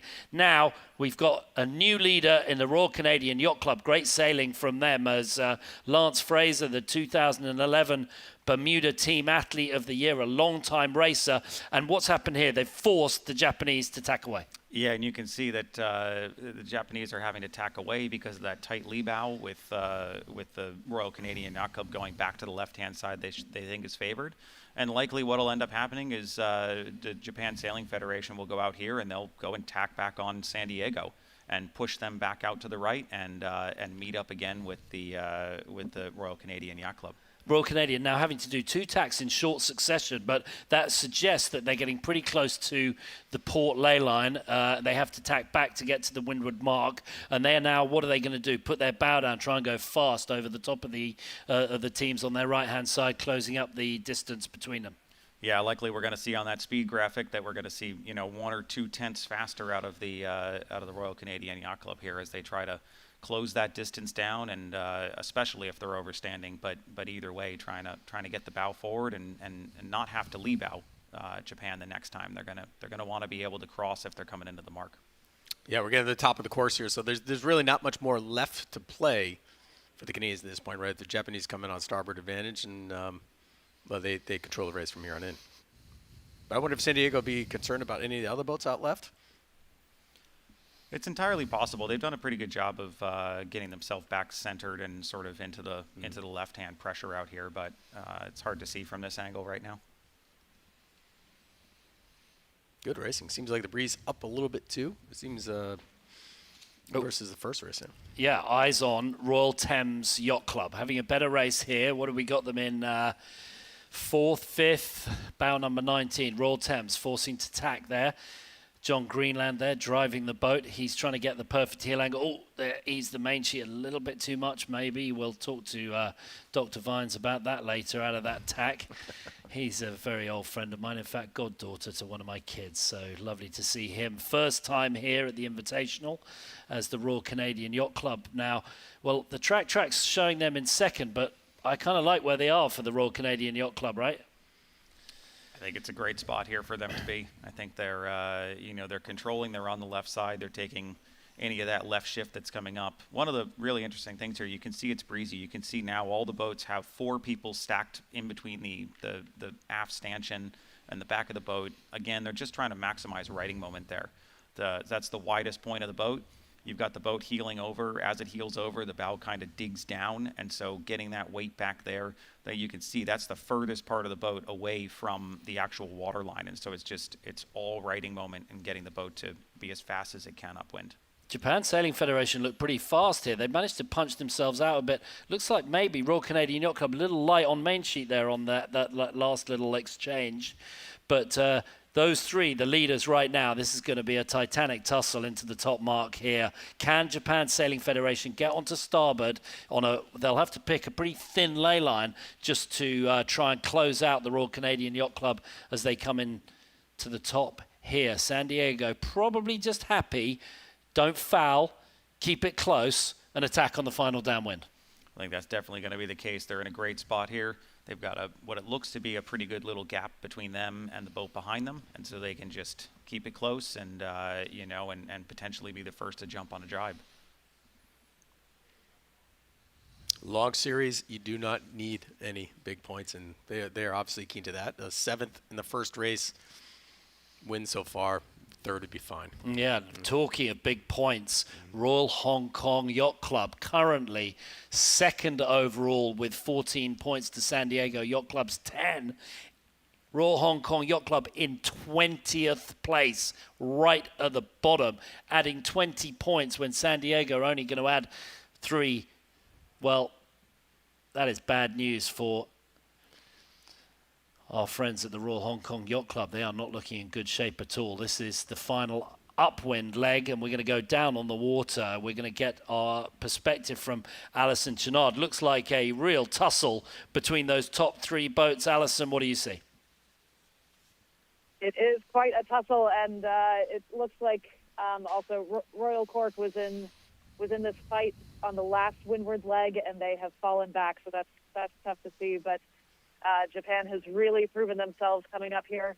We've got our top 3 leaders, in order, San Diego, Japan Sailing Federation, and Royal Canadian heading up here to find their ley line to the mark. And it's really just, from what it looks like at this point, looks like it's going to just be a battle between the 3 of those. So we just had San Diego tack out over here. Yeah. And Japan is coming in front of them to lay their mark as well. And it's going to be tight here. It looks like Japan Sailing Federation are just trying to squeeze out the Royal Canadian Yacht Club. Have they got room to tack?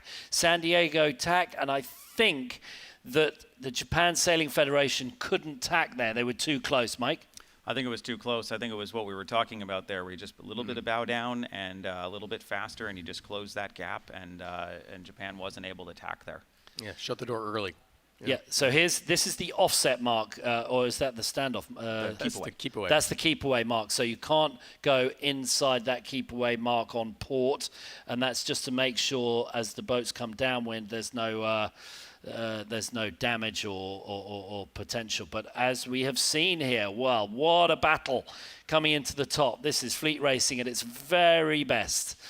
Japan Sailing Federation still on top on the tracker, but I think it's the Royal Canadian Yacht Club who have just eked their way into first place by a 1/3 of a boat length, possibly half a boat length if we're generous. There's the Rolex windward mark, and they then sail just on a reach to the offset mark. Then they hoist the chutes, and the crew's trying to get their weight as far out as they can just to offset the weight of the wind in their sails. And here we go now, easing away. Bowman just getting the spinnaker ready, the crew just getting the halyards ready, the main sheet and the jib trimmer just easing out the sails. Royal Canadian Yacht Club pulling the tack out of the spinnaker to the pole. You're allowed to put the pole out after the windward mark, Mike? Yep, you're allowed to put the pole out, and what we're seeing is some really great boat handling here as they come around. Pole's out, the tack's going out. The tack's a little bit free for me right now. It's a little bit waving in the air there, which isn't good. That's, potentially a shrimp coming up. You know what a shrimp is? Getting caught. Getting the kite caught in the water and then having to run over it, which is what it sounds like may have happened to Royal Hong Kong Yacht Club. Yeah. Oh dear. Okay, 4th round is bow number 18. Eastern Yacht Club. We were talking about them earlier from Marblehead with their tactician Billy Lind coming round in 4th spot. That's much better from them. And bow number 9 having a Corinthian Yacht Club having a right old set to there. They ease their main sheet now. They're just tacking onto the ley line. It's very difficult for the boats on port to find a spot to get into the boats coming on starboard, because the boats coming directly towards us, they are on starboard tack. They have right of way, Mike. Yeah, and not only that, it's with that pink keep away mark that we were seeing before. That's below the weather mark by about 3 boat lengths, and so about 5 boat lengths, and so it's keeping the boats even further away, and so it's just making this starboard ley line even harder for any boats coming in on port. It's amazing. We're on our second upwind leg here, and still how compressed the fleet is, though. Right. It's crazy. Yeah, there's not even boat lengths between all these boats. Bow number 8, Royal Swedish Yacht Club coming in there. Bow 20, trying to find that spot on port. There's nowhere to go. They have to duck all those starboard tackers. Bow number 6, New York Yacht Club. They didn't have the best upwind there. They were in good shape earlier. Not quite so good now as Yacht Club Costa Smeralda. Okay, we're down with the leaders off setting downwind, and it looks like Royal Canadian Yacht Club have really got their act together, and it looks very similar in terms of stability and focus there as we saw San Diego in the previous race, Mike. Yeah, they just look so comfortable. They look like they're, the conditions, everything. The crew aren't moving that much. You can see Lance getting a little bit expressive there with his hand. I'm not sure what he was expressing about, but a little Italian in him, right there. Yeah, a little bit there with and it was probably the one crew member moving forward. He was feeling the back of the boat a little bit too far down and trying to get one of the crew members moving forward, just because the boat was a little bit harder to drive. It looks, obviously downwind, it always looks a little bit lighter, but it looks like it's gotten lighter here. We're kind of seeing the boats a little less heeled upwind, and it looks like it's lighter. So I'd expect we start to see crew moving forward on these boats. Standing by for a jibe, so that'll be Greg Douglas talking. He's looking over his left shoulder. He's like, we need to go into a jibe here. Here they go, easing out the spinnaker. Talk us through it. Yeah, I mean, easing out the spinnaker, and obviously we're having an issue with the clue coming around here. As we see, it seems like everyone we want to talk about here, there's a little issue that happens with them. So it looks like they're gonna call off the jibe here and just get the boat going again. But even still, even when it's going wrong with the crew, you can see how comfortable Lance is on the tiller. He's just making the boat go straight, trying to keep the boat as fast as he possibly can go. What happened there? It looked like it might have an issue getting the new sheet around. Like it was caught on something. It might have been caught under the bow. It might have been caught under the jib or something like that. Okay, well, those jibes are really going the commentator's curse, aren't they? Every time we go live on them, the jibe goes all wobbly and bad. Anyway, we have got our we've got our marker boards up, giving them some sort of a swimmers rankings. That was barely a 6. And if we were to believe the track, I mean, San Diego was the first to jump that jibe. Japan was second, and the Canadians on that pause of the jibe is going to push them further out on this angle. And I mean, yesterday that was kind of a big problem at the end of the day is boats get kind of carried out on that far right side and coming in on a bad angle back. But this will be cool to see how this one plays out. Yeah, and looking at that image, it may have been that they didn't actually have an issue with the jibe. They just called it off simply because of the fact that the other boat got the jump on them behind and were able to jibe first. Yeah, and this actually looks bad for them, and it looks good for San Diego and Japan Sailing Federation because it's a long, long port jibe down towards the finish. And now we can see the Royal Canadian Yacht Club having to go a bit bows up, and that means they're losing. And we can see that there. Look on the leaderboard. Japan Sailing Federation and San Diego have nudged ahead. It's actually by quite a bit now. So we may have seen a right-hand shift. And I think Royal Canadian Yacht Club may have made a bish there. They may have made an error, a mistake. Greg Douglas is going to be explaining himself in the debrief. Look at that as we pan right towards the leaders. Yeah, looks like better breeze, right hand, and a shift. And this is an opportunity for San Diego. We were talking about it, Mike, on the upwind. San Diego, hold it in third, attack on the downwind. And you can see they were the first one to jump on the jibe. They're likely in a little better pressure over there. You can see the boats are a little bit more powered up. Sails are a little more eased. Weight's a little further back, and they're just rolling along here. But Japan is really... They're going really well here. They're either in, a couple knots more pressure, but you can see just how fast and stable that boat looks. Oh, look at that. Lovely. Look at the gains right there. and you can see it on the numbers as well. They're going low and fast. What a great combination for a downwind sail. The yellow spinnaker, that denotes San Diego Yacht Club. Current leaders are going into today, and they hold that throughout the day, regardless of what their results are, and then that'll get re-given out the following day to the leaders. But at the moment, it looks like San Diego Yacht Club have got a chokehold on this thing. Just a bit more, just a bit slightly more grumbly body language there. The main sheet trimmer, the spinnaker trimmer, just trying to get that boat going fast. They need that puff. They need the bow down, and they need to make a gain. So they've got the puff now that the other boats had, and you can see going a knot faster. Maybe there's hope yet. There might still be hope here and able to get this, get it turned around and get the boat going downwind. But it'd be great to have a drone perspective of this setup going into this, huh? Yeah, we'll see if we can get Costas to give us a drone shot here of these three leaders as they go downwind, because that'll give us a good idea of angles. Well, that's the shot from the rib. But look at the Italians; they've just squeezed all the way out. Okay, no drone shots on this race, but we're going to try and get it for you for the next race. But San Diego now have been, well, I can't see where the Japan Sailing Federation are, but we've got in shot Royal Canadian Yacht Club and San Diego Yacht Club. I would guess Japan Sailing Federation are further to the right, but it doesn't actually look like they are. Okay, here we go, a jibe on San Diego. So they're going to jibe onto starboard and come back towards the Royal Canadian Yacht Club. Look how much they slow down through the jibe, and now starting to accelerate. It was a good jibe from San Diego, and this is when you talk about seeing the boats and who's going to cross, who isn't going to cross. Oy. I bet Allison has a better perspective than we do on this, on what's happening out Allison, there. Can you see this coming together between the top three boats?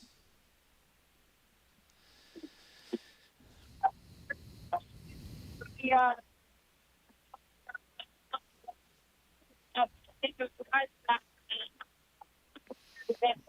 Not quite. We haven't quite got... Okay, keep going, Alison. We got you back. Hello. Keep going. Yeah. Side to side, the back and Royal Canadian is in the same.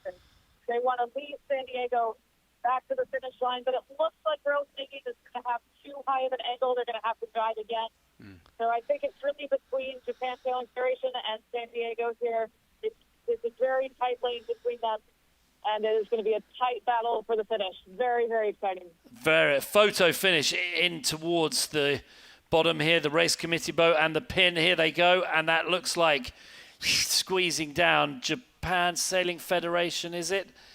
I think that may have been Royal Canadian. Just this is a tight. Can you hear me? Yeah, go ahead.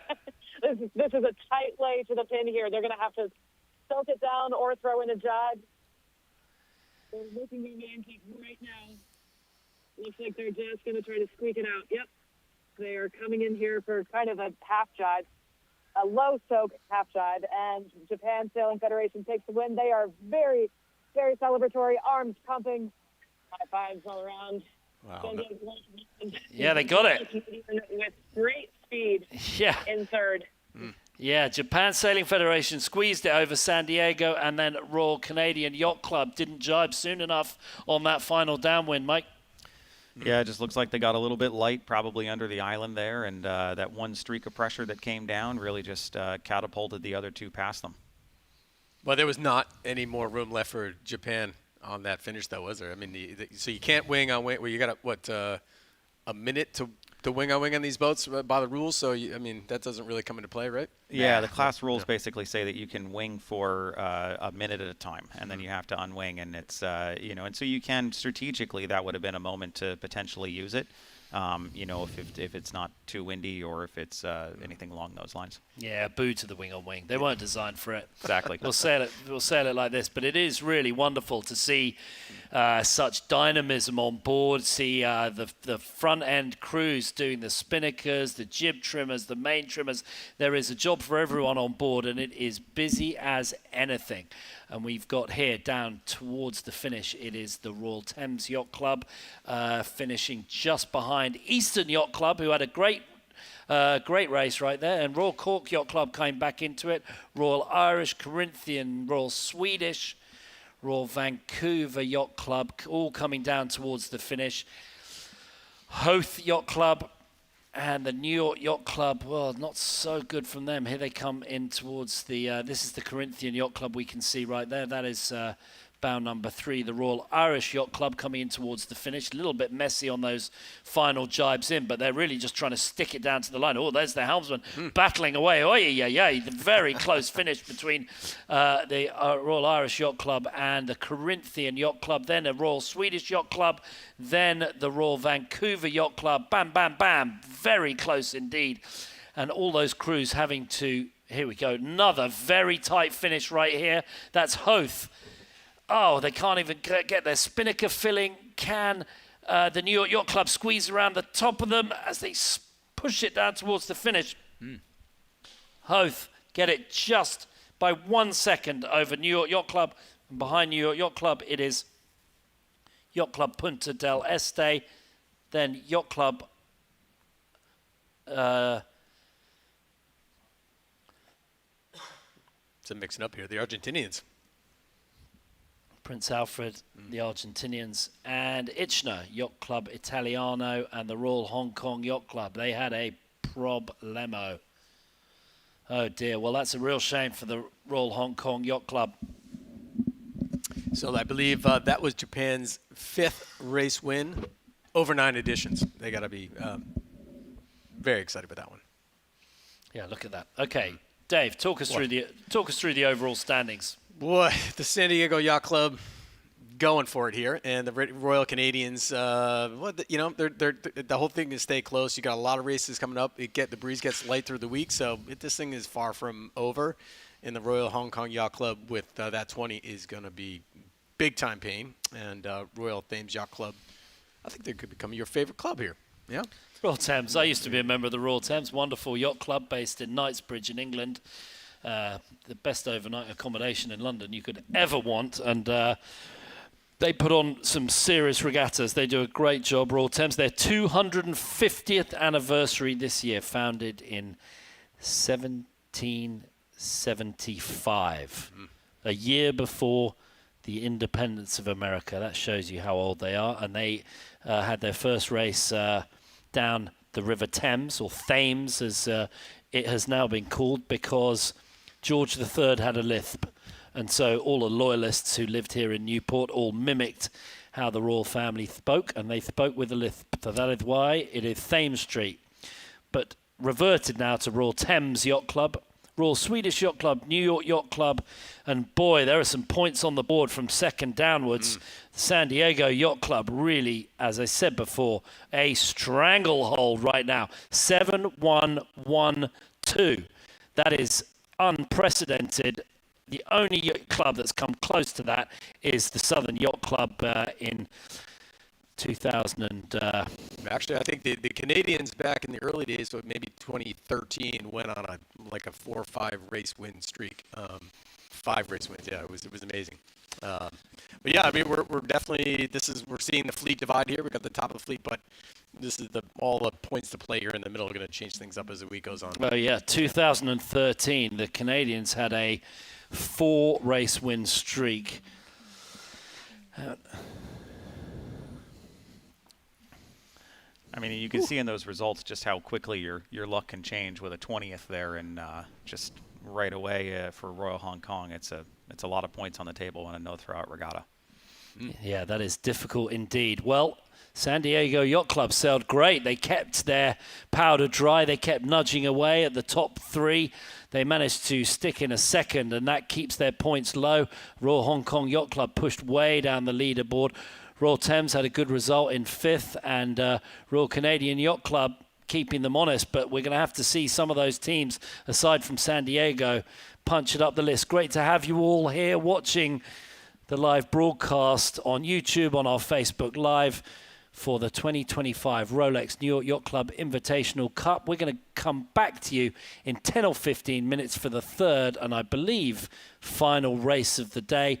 Great fleet racing, great crew work, wonderful to see this action out here in Newport on Narragansett Bay. Back to you in a moment.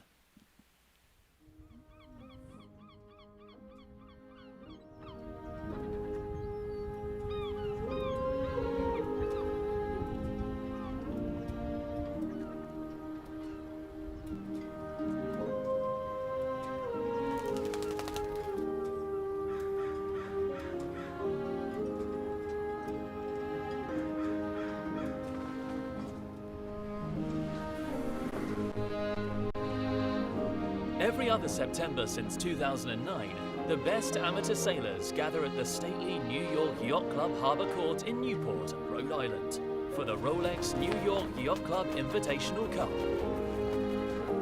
Over 7 editions, this Corinthian event has attracted teams representing 48 of the world's most prestigious yacht clubs, from 21 countries on all 6 inhabited continents.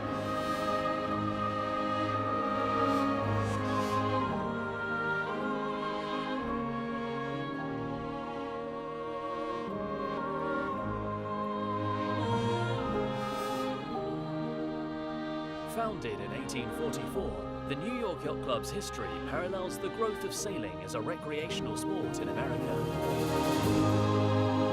Its first event was a cruise from New York to Newport. Its first race was held in 1845 with 9 yachts and was called a Trial of Speed. The following year, it became the annual Regatta, which has been run 166 times since, and is the oldest regular sailing competition in North America. Now in its 7th edition, the Rolex New York Yacht Club Invitational has become one of sailing's premier Corinthian events, featuring top-notch racing, superb organization, and unparalleled onshore hospitality. Well, this is such a spectacular event. You know, the Invitational Cup now is, this is our 7th running. 7th biannual event, so we're 14 years into this, and we couldn't be more pleased with the way that the competitors have come to the club, you know, year after year. We've had several clubs that have been in the Invitational Cup for many years, and we always welcome the new clubs where this might be their first event. But the Invitational Cup is special. It's a regatta that celebrates the Corinthian spirit, it celebrates amateur sailing at its finest. Enjoy this week. Enjoy the Corinthian spirit that is the cornerstone of this event. 60 years. Competing in this prestigious event is a rare privilege, a fact not lost on each and every competitor. For this fortnight, the stately Harbor Court Clubhouse, overlooking Newport Harbor, serves as a temple to Corinthian yachting. It's actually a pretty special invitation to be invited to come sail on this event. Yeah, we've tried over the past couple of years to try to come and qualify to sail on it, and we've come just short, but to actually be sailing in the Invitational is something very special to us. I've sailed in many big events. I've done a lot of world championships over the course of my sailing career. And the Invitational Cup with all top amateurs is just something really special, and you know, vying for it to get here is very difficult, especially in the United States. And you know, we're really looking forward to a great week.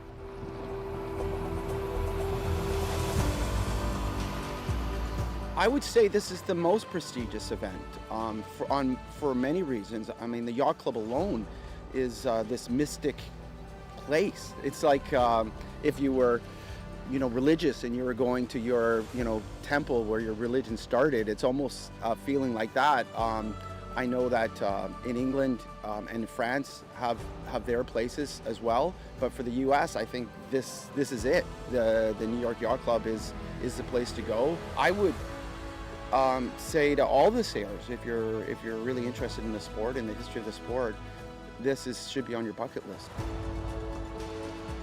While this regatta prides itself on the high standard of organisation and competition, It's always worth a reminder that the participants are Corinthian sailors, taking time away from work and family to compete. The collective passion for the sport is omnipresent. I gotta tell you, I'm gonna personally say my favorite part about this event, all amateur. You know, we're going to all these G70 regattas and everything else, and there's pros all over the place, and we love the pros in our sport, and they're good for the sport, and they help us. But it's so great to just be sailing against other people that this isn't how they make their living. This is how they want to have fun and be connected to the water and be connected to their clubs.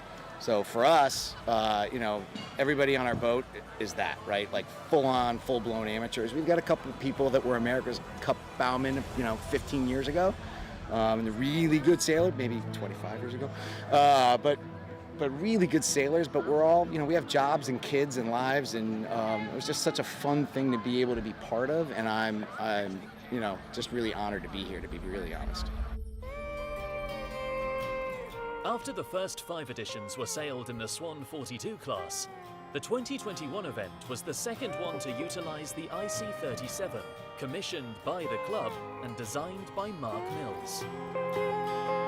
The strict one-design nature of this purpose-built class, including identical sails and onboard equipment, combined with the fact that each boat is owned and maintained by the New York Yacht Club, ensures a level playing field not seen in any other amateur big boat sailing competition. You know, you don't hear it at all. The boats are so evenly matched, and we've really paid attention to make sure having owned, the fact that we can own the boats gives us the controls that we need to keep them level. There's no better place to be in one design sailing when you know all the boats are level, and there's not one boat ahead of another. And that's what the Invitational Cup, that's what the IC37 is about, and we're proud to be able to maintain that level competitiveness in the boats.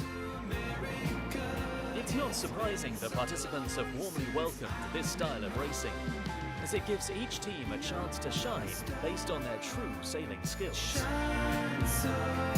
We like the boat. We've done a little bit of practice. We did a pre-regatta back in July, I believe, not with the crew, but just the helmsman and myself, just to kind of get acclimated with it and to go with it.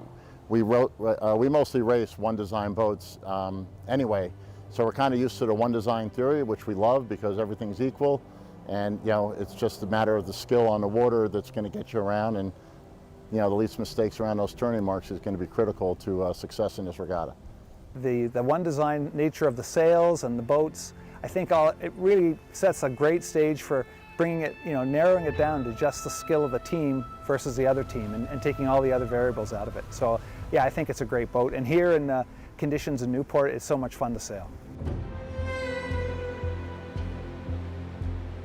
For the first time since the inaugural event in 2009, the fleet for the Rolex New York Yacht Club Invitational Cup hit the starting line without a defending champion, shaking up the form guide as teams and sailing fans look toward the start of sailing's premier Corinthian big boat competition. The absence of the defending champions from the Royal Sydney Yacht Squadron, along with a trio of clubs that sailed in each previous edition, has created opportunity to new and old international entrants and a handful of US yacht clubs loaded with top amateur talent. So we're incredibly excited to be back here after a couple of years of not being here, and we've all had a hard time last couple of years, and just to get here is a great success. So of course we're here to win it. You know, we've won it 2 years ago. We know what it takes to win it, you know. I think that's the difference. We know what it takes to put a campaign together to win this event. The opening day of action for the 2021 Rolex New York Yacht Club Invitational Cup saw 19 teams from 9 countries hitting the water and becoming part of this event's storied history. It was forecast to be a challenging day on Rhode Island for both competitors and the race committee. While the long-term progression of the breeze was in one direction, there were plenty of holes and random oscillations that drive tacticians crazy. Royal Thames Yacht Club had the perfect start to the regatta, setting the British club up to repeat its 2015 success. as they finished second in 2 races and then tacked on an emphatic win in the day's final contest.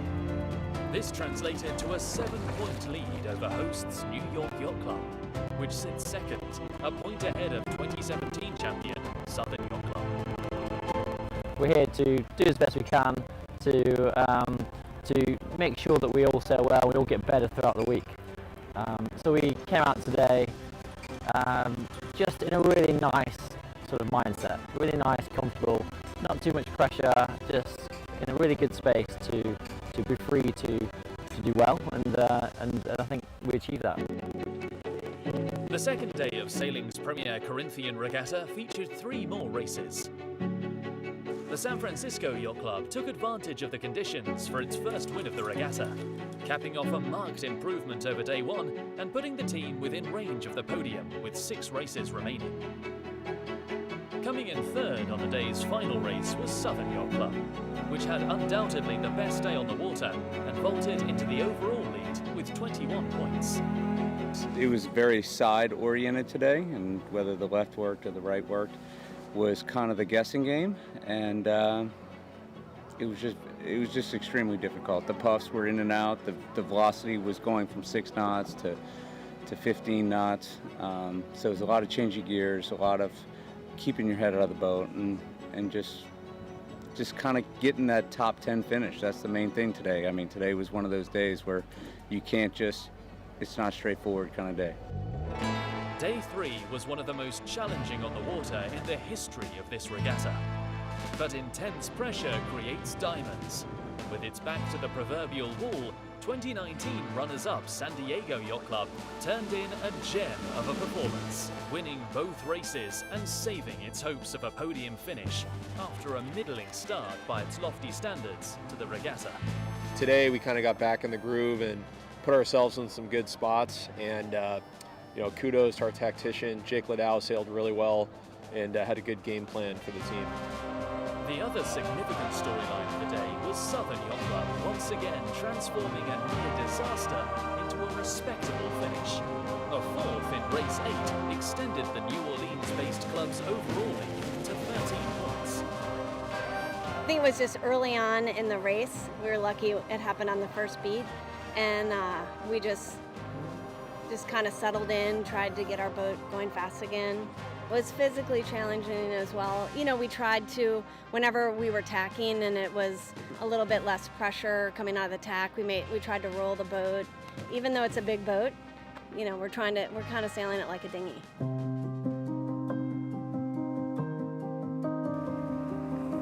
One of the most engaging aspects of this competition is the fact that many teams have family members competing together on the same crew.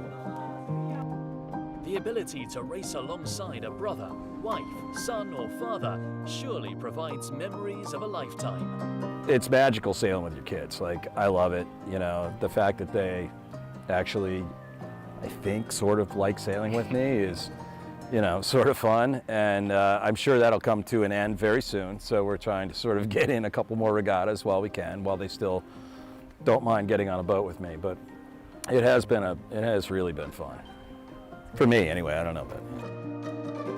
The leading Southern Yacht Club team may also have its secret in the family bond, as the helmsperson's John Lovell sees his wife, Katie, sitting behind him, working the runners. Meanwhile, tactician Marcus Egan is often calling on his brother, Andrew, for help with the sail trick. Oh, it's great. I mean, we work together every day, too, so just to mention that.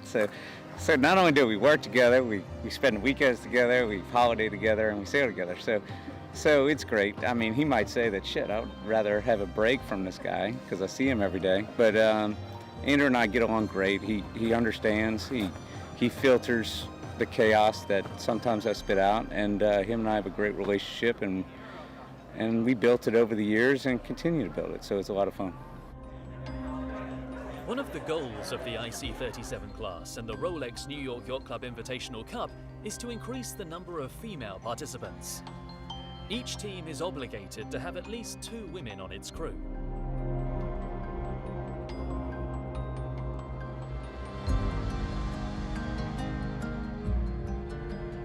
Among the highly skilled women that competed and excelled in Newport, Laura Dillon from Howth Yacht Club was a leading figure, as she was the only female tactician of the event. She hopes it's a trend that will continue to grow for future events.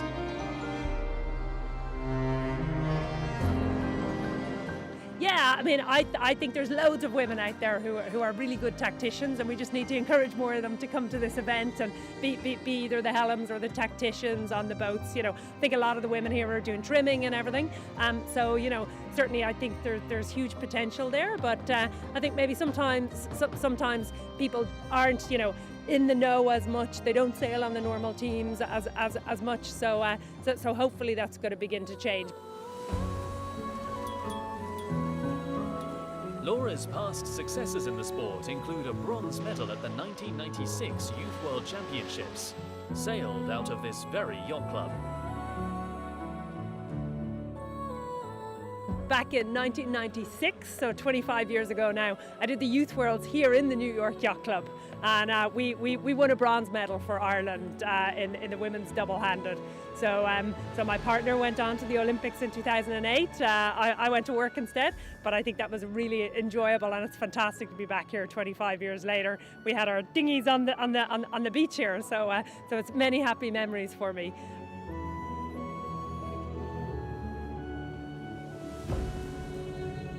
The Invitational Cup allows her to balance her high-powered professional career with her love for top sailing competition.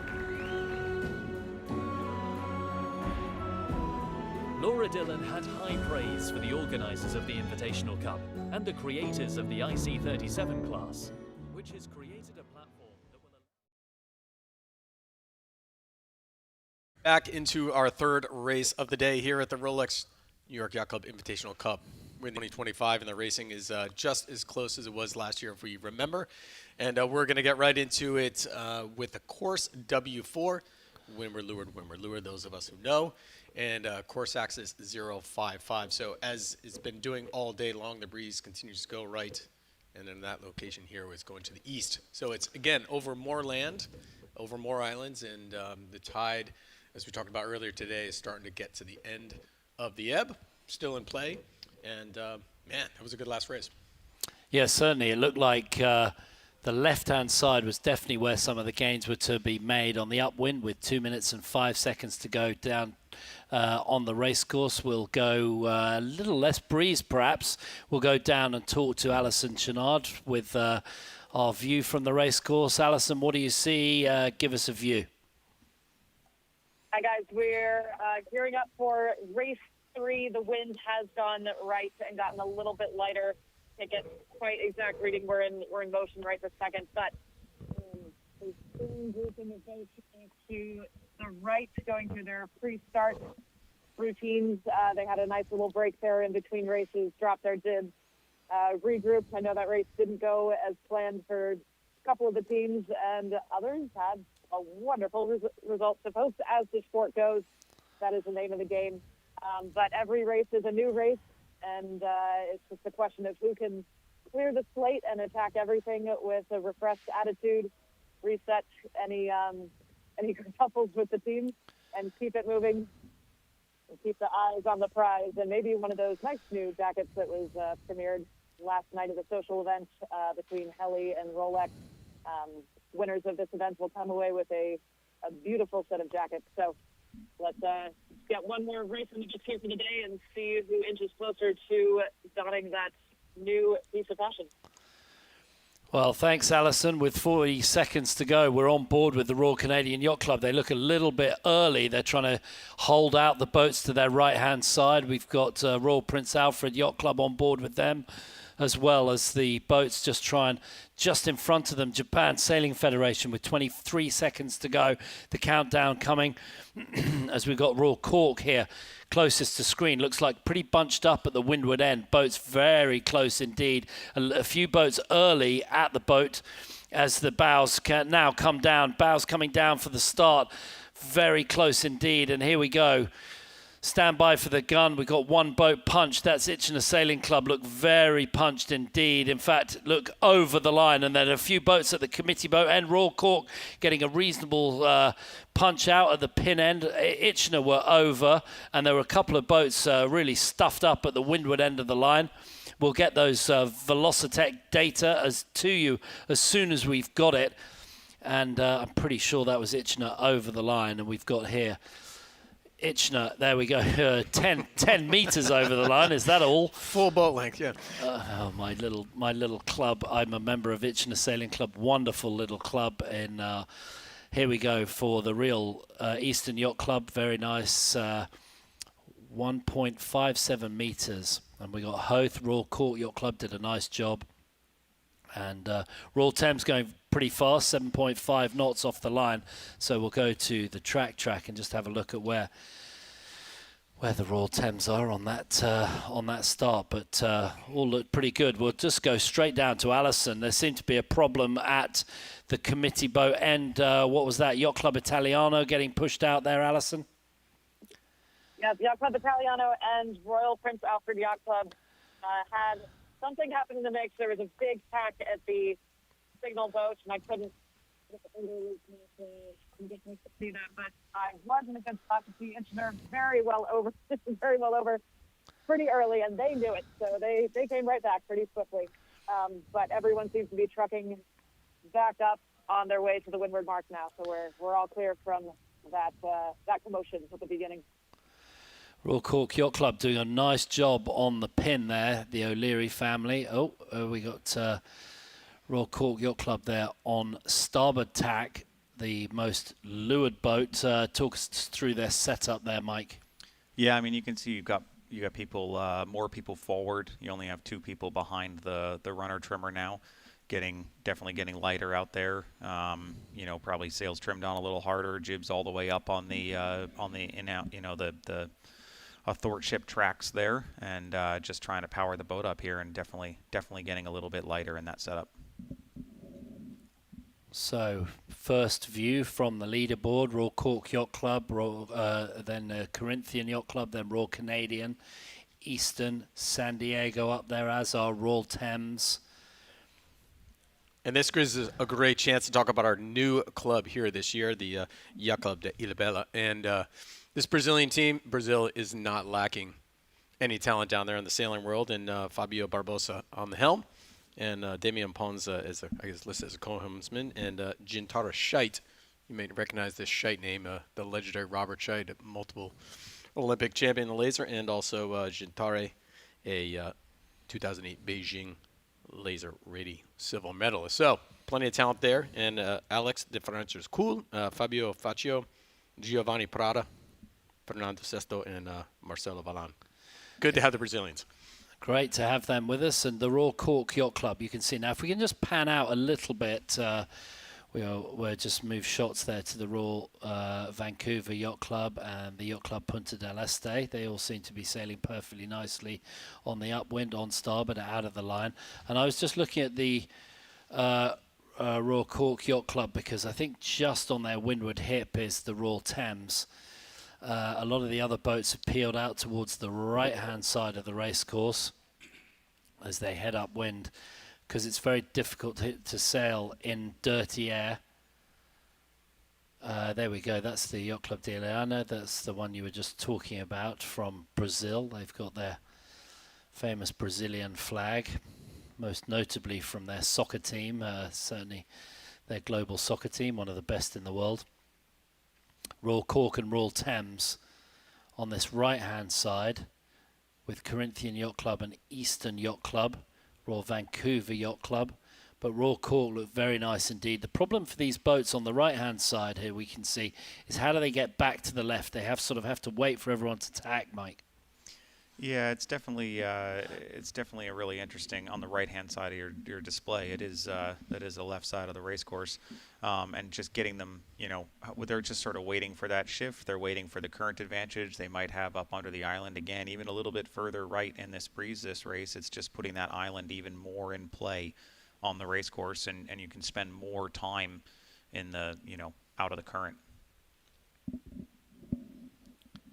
tacking on the Royal Canadian Yacht Club. That looked pretty good. Really nice tack there. Yeah, they came out at a really nice angle. You can see the tiller's basically straight right away, landed on a really nice angle. It's going to be a very nice tack. Royal Cork Yacht Club still trucking away to that left-hand side on starboard tack. I think lucky for them, they've got no one beneath their bow, so they can just let the boat do what it wants to do and let the boat speed work here. But it looks like they might be thinking about setting up for attack, or at least just looking to see whether they're crossing the other side of the race course here. There we go. Ben Field, the tactician there, just on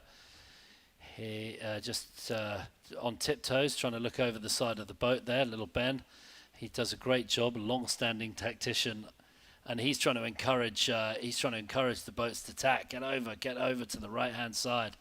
He wants to bank that gain that they've made already. It looks like. Just trying to consolidate some of that distance and not have so far the leverage that way.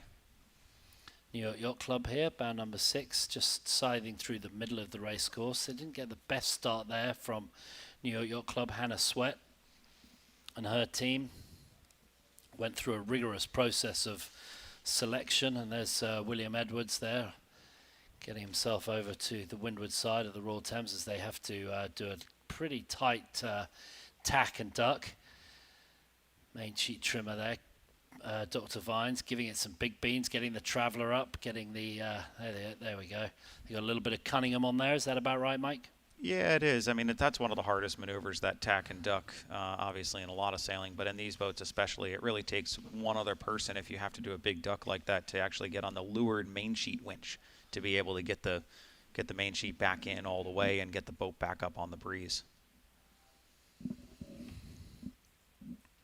Okay, let's go down to Alison Chenard down on the water to give us her perspective halfway up the first windward leg. What do you see? Yeah, I'm out on the left here, and I was watching these three out here. It is the Royal Thames, Corinthian, and Royal Cork. It looks like Corinthian thought that they had a lot of influence pushing Royal Thames and Royal Cork out here to the left. And Royal Thames was having none of that, so they did a harsh duck to get out and get right back on track to their plan. So they're on ports. Royal Cork, you said correctly, was trying to encourage Corinthian to attack. They couldn't, so they just threw it in, and Corinthian definitely got the memo, and they got peer pressured into tacking over. So everyone out here is off on a port tack now.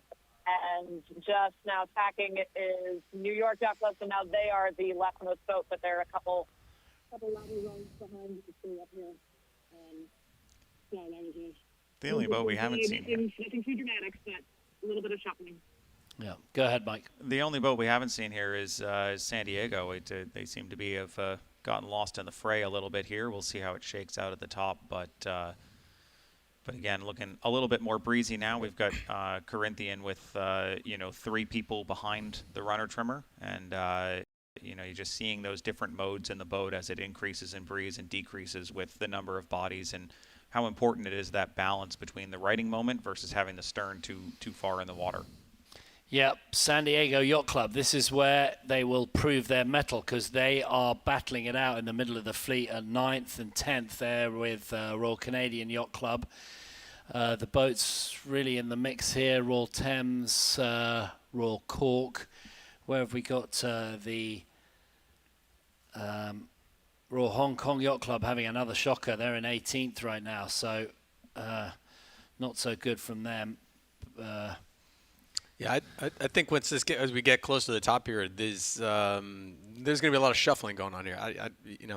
That left hand, we keep saying it all day long, seems to come in strong, and there's a lot of boats left of San Diego at the moment. Nice. Royal Cork there, look at that, 17. They are punched. They are putting the bow down, a little bit more heel angle, suggesting that they're trying to go a bit faster. Why are they doing that, Mike? Yeah, they're probably just trying to get themselves consolidate this gain that they've had center up on the race course a little bit. They're probably looking over their shoulder and seeing the other boats to the left of them, if there are any that are they're probably falling into them a little bit, and so they're just trying to consolidate what's happened here.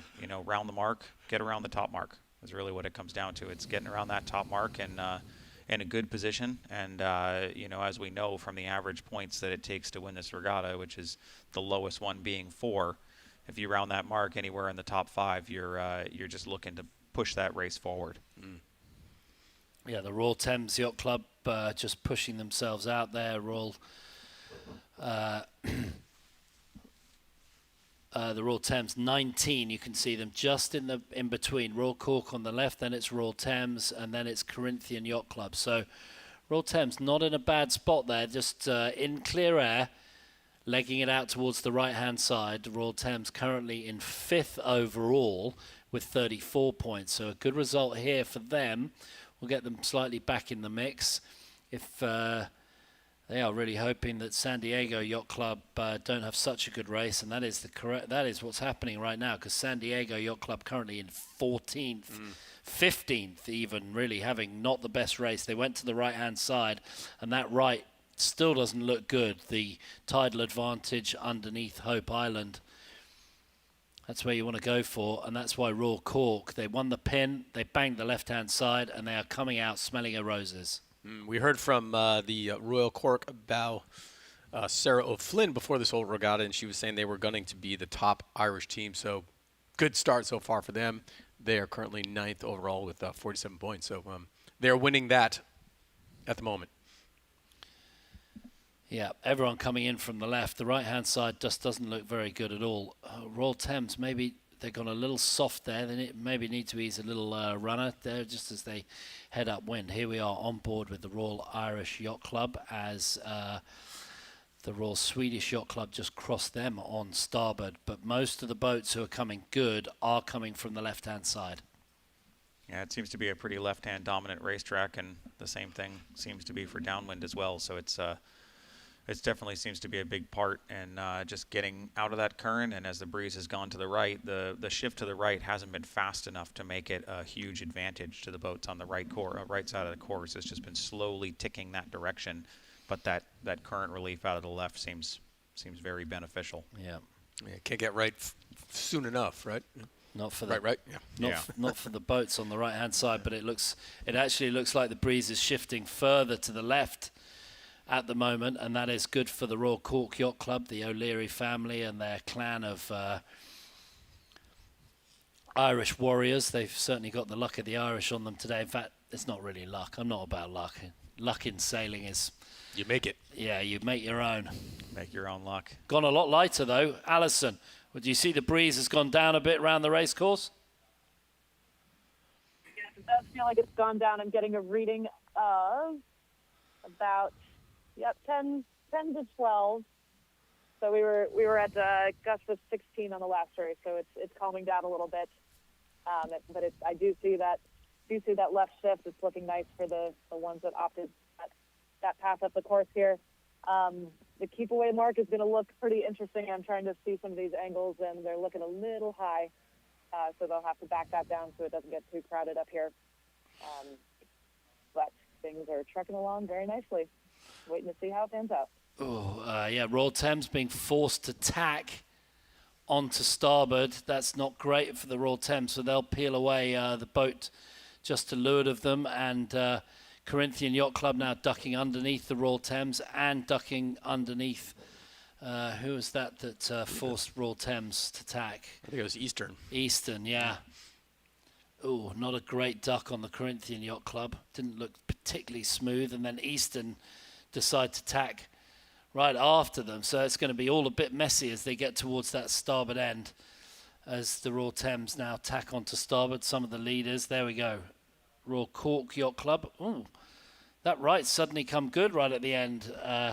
Just at the end. Can Royal Cork Yacht Club get to them? I think that's... who is that? Yacht Club Punta del Este and then Royal Vancouver Yacht Club. Yeah, it looks like Royal Cork comfortably ahead. New York Yacht Club come right back into it here. How is that possible? That's very good sailing from them. Hannah Sweat and her team. Yeah, I think there may be an anomaly or a blip there in the rankings. I think see them a little deeper into this. They're the leeward of the Port Tech group. Oh yeah, that's right. Yeah. So sometimes we have a few tech issues, particularly as the boats are so far to the north right now, around 6 or 7 miles to the north of Harbour Court here. We're in this beautiful venue of the New York Yacht Club Newport location. But that's a pretty big group of port tack boats coming in here. This could be very, very interesting on a rules perspective, Mike. Royal Thames seem to have been good. They found their little spot there. They're comfortable ley line as Royal Cork Yacht Club come to the top mark, bow number 17. And it looks like Royal Thames just tacked just to leeward of the Royal Vancouver Yacht Club. So I think Royal Thames are probably going to come in second here, but we'll update all these stats. Don't believe everything you see on the internet, and we'll get you the exactos when we see their physical positions as they come around the mark. I guess what time of the day is it in Cork? In Cork, the Guinness is flowing at the club, no doubt. I think it's more like Beamish or Smithwick's, isn't it? The Royal Cork. Guinness is a little further north. Further north. Okay, my bad. That's all right. It's beer. It's beer hour somewhere over in Ireland. Okay, here come the Royal Canadian Yacht Club squeezing it in around that mark. That's a good comeback for them. Yeah. They were looking pretty in the middle there on that upwind, and to round there in fourth or fifth is pretty nice. Here we go, starting to sneak the halyard up. Don't go too soon. Ooh, that spinnaker's just starting to come up. There we go, final bit. That looks all right as they come down and snap. Oh, a little early on it. Yeah, halyard's not quite up. They've just saved it. Just saved that. You saw the kite kind of blow out of the boat there, and that was a potential issue as it hits the water. Yeah, when that tack goes out to the front of the bowsprit, you see the spinnaker doing what's called a little cobra. And you want to make sure that doesn't scoop up any water, otherwise you can have a really bad day. That's what some people call shrimping. You don't really want to catch any shrimp when you're out going sailing. Save that for the early morning fishing trips. You can see great shots of the bow team on the bows on each of these boats, really trying to just keep control of that tack of the spinnaker, and even when it's all the way out on the end of the pole, they're still holding it to make sure that it's not flying out of the boat, because it can easily happen. We've got a lot of teams that we haven't seen up in the front here finally making their appearance. Royal Thames, Vancouver, and Punta del Este. This is the great thing about this regatta. Who knows what's going to happen race to race? Hoth Yacht Club coming around the top mark. It looks like San Diego are in, what is that, ninth or 10th? They certainly got to do something there. That yellow spinnaker, not a great set. They got a wine glass on the Yacht Club Argentino. Here's Royal Cork, calm and in the lead. Quite pressed up there, Mike.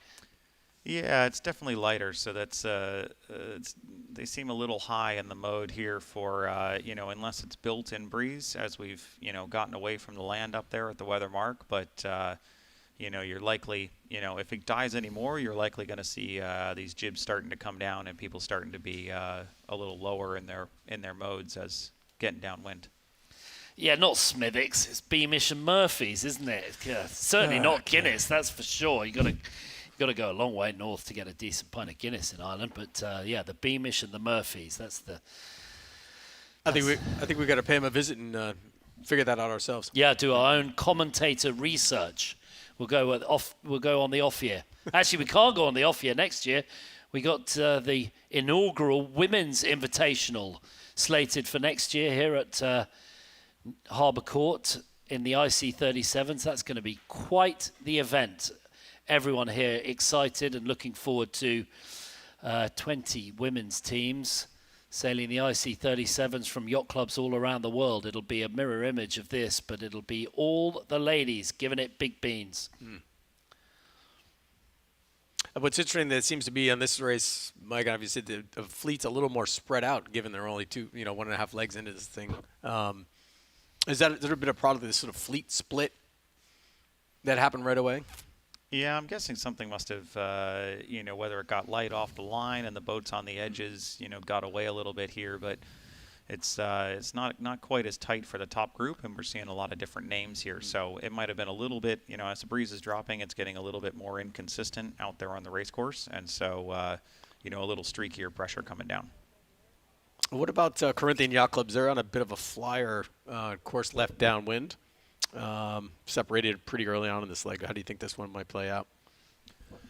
Well, it depends. I mean, if they've got pressure, if they see the if they see good pressure over there, and they're definitely in a little bit more current on that side of the race course. The current's, of course, going with them. But we saw the gains that the Japan Sailing Federation had, and so did San Diego Yacht Club on the last downwind by being the first to jibe and jibing in the pressure and getting away. I mean, planing boats like this, a couple knots of pressure makes a huge difference in the boat speed that the boats can go. You could be, down around, 10 knots with the bow up versus, 12 and a half. Talk us through this jibe here, the Royal Thames.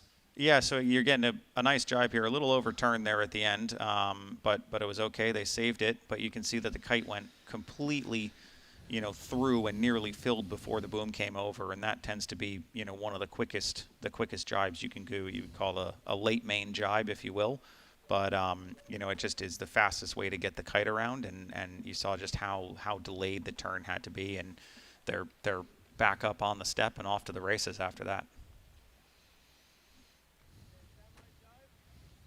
Here we go, another one here, trying to do that, get the spinnaker across. Don't get whacked by the boom.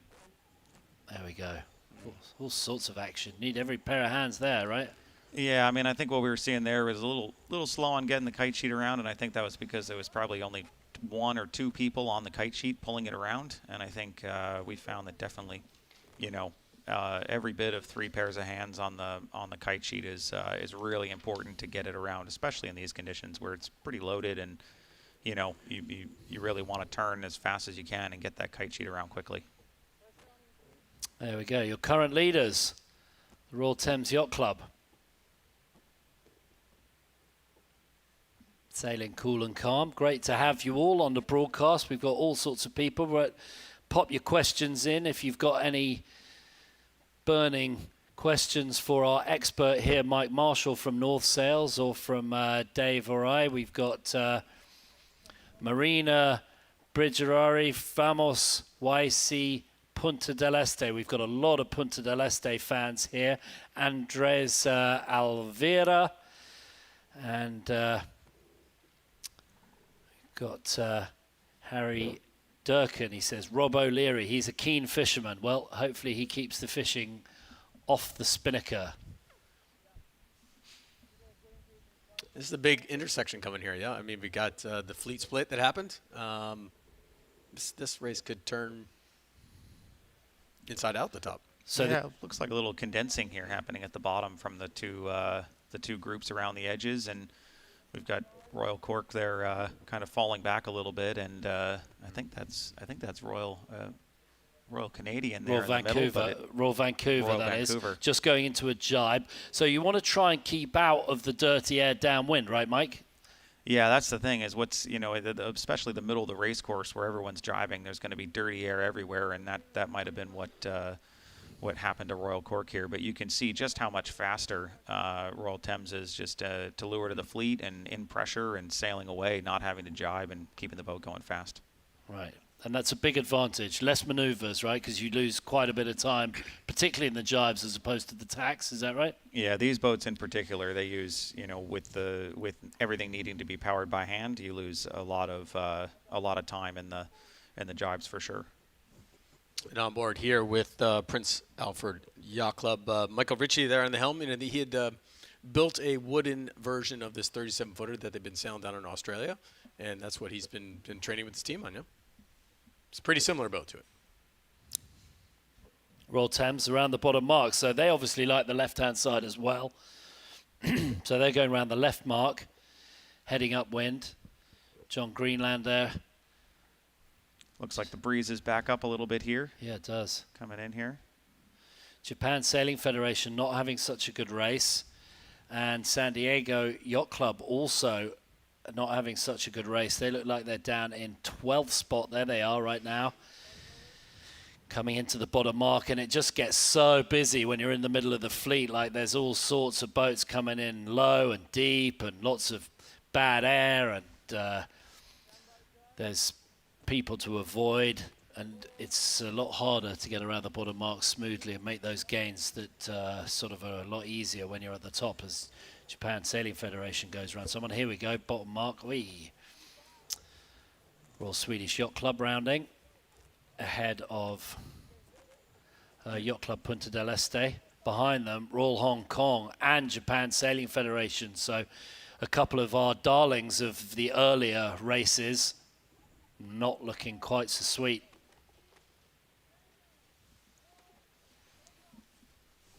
Those days you get three races, and the race committee, they're not wasting time between, and you get tired, sloppy, things start to happen, right? What you can see there is just how much effort it takes to get the kite down with the drop line when it's one person. When things start to get hooked up, it's just so important to have everything free, all the lines free, the tack free, and be able to get the kite into the boat. Here comes San Diego Yacht Club. Very unfamiliar position for them, trying to battle it out at the bottom. Are they going to tack straight away around that bottom mark? Oh, it just doesn't look good for them at all. Royal Prince Alfred Yacht Club here, put the runners on. We've got a question while we put the runners on here from Sean Hendrickson. Mike, I heard you chatting earlier about the runner pressure. Are these mains more prone to the runner versus, let's say, the older designs or different boats?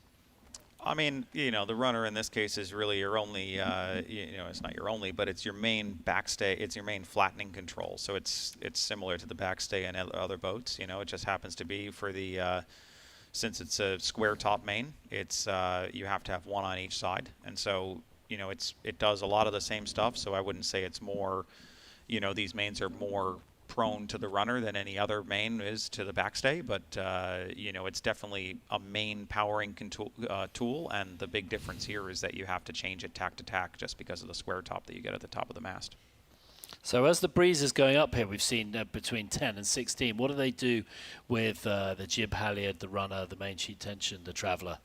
Yeah, I think everything. I mean, it starts with the shims, right? And so, in 16 knots, you're probably on the higher end of the 40 millimeter shim range, and then. But you can't change that once you've started. You can't change that once you started. So what do they have to change while they're sailing along? What are they allowed to change? So while they're sailing along, they can change any of the active controls: the runner, the jib halyard, like you mentioned, the Cunningham, and really the main one here is going to be the runner, because the jib halyard's on a winch and it's really hard to turn under any kind of load. So your main one, and you can actually see the main on Royal Cork there. You can see the main starting to, you can get those wrinkles coming out of the clew and going towards the middle of the mast, and you can see the main inverting, and that would tell me that they're on the high end of the runner, and they're, the main is starting to invert. You're starting to get the main overbending through that middle section, and so they're basically, for whatever shims they're at right now, they've wound the runner on as hard as they can, and that overbend is an indicator.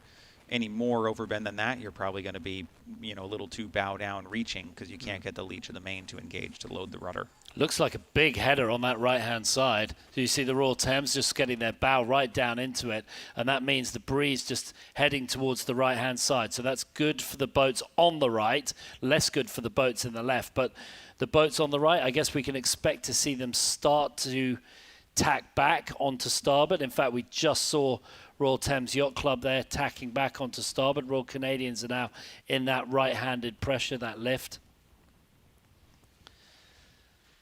Yeah, it looks like things are starting to get unsettled out there. It's, looking at the tracker, all the boats are together and they're kind of going different directions in the middle of the race course. So it's, a little indicator that the breeze might be starting to get patchy and unsettled through that section of the race course.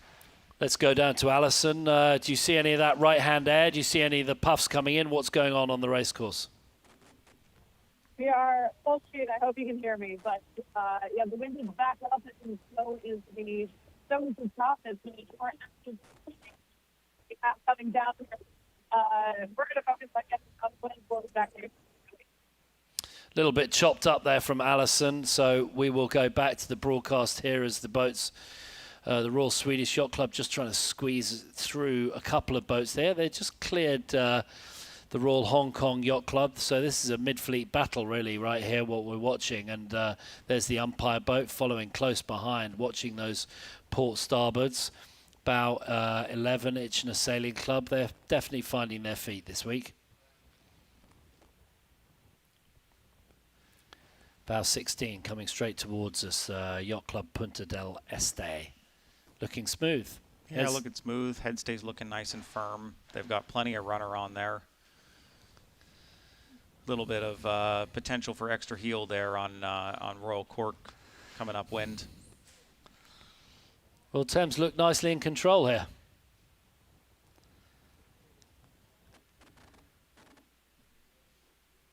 Yeah.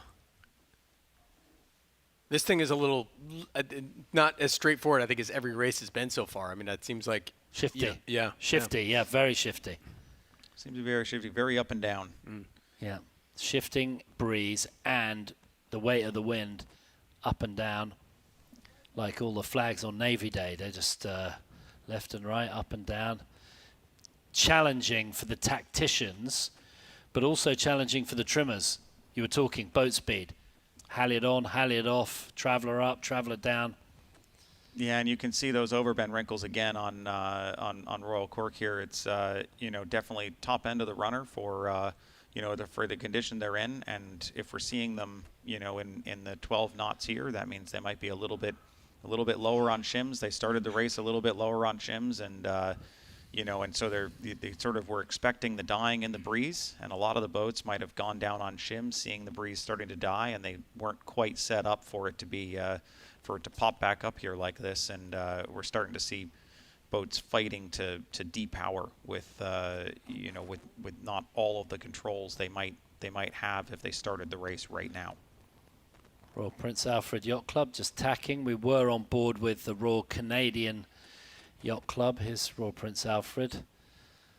They're trimming their way up towards the top mark. And there the boats spread all the way around the racecourse. We've got Captain Plug.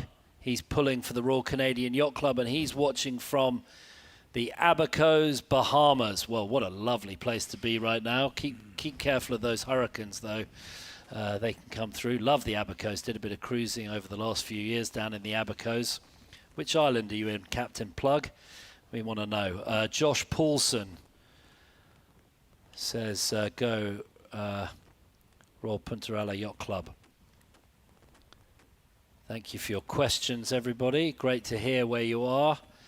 Glyn 55. Looks like a classic invitational. I wonder if that's Royal Yacht Squadron or Royal Yacht Squadron Glyn. There we go, Glyn. Great Swan 45 and Swan 42 sailor. He's been here a few times. Glyn Williams.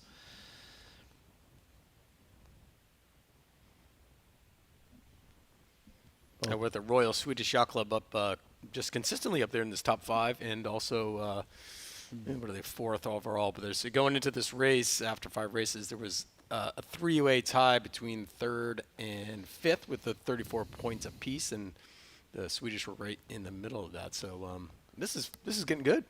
Yeah, Charlie Davis says go Royal Thames Yacht Club. Current leaders in screen right now with the Union flag, the nickname the Union Jack, flying off the back of the boat.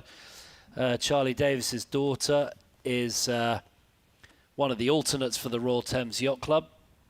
She just sailed across the Atlantic. She sailed here. I mean, there is a wonderful way to get to the Invitational.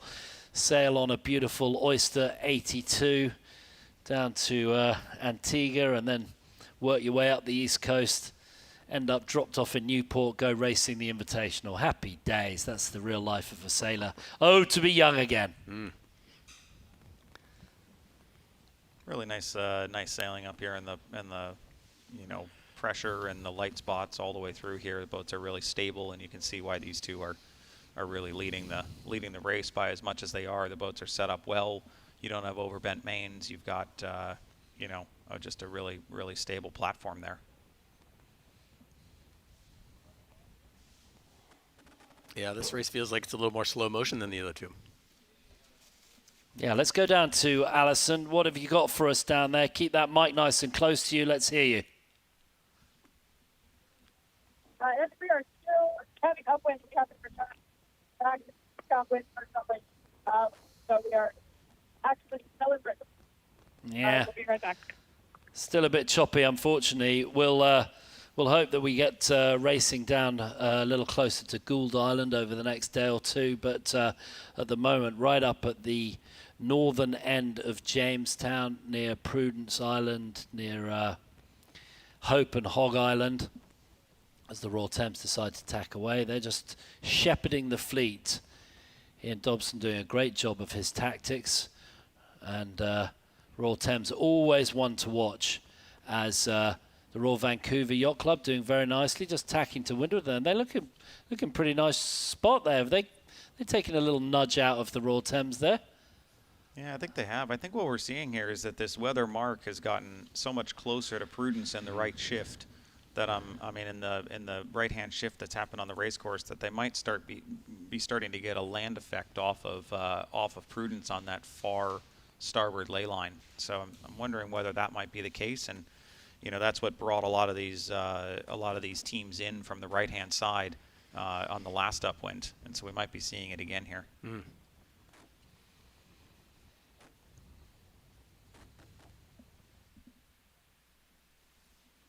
Royal Thames there, really great heel angle showing up here. Setting up for attack. You can see the runner trimmer headed down to leeward, getting the runner on, handles in, and start winding the runner as soon as the boat's tacking to have that on and at the right tension coming out of the tack.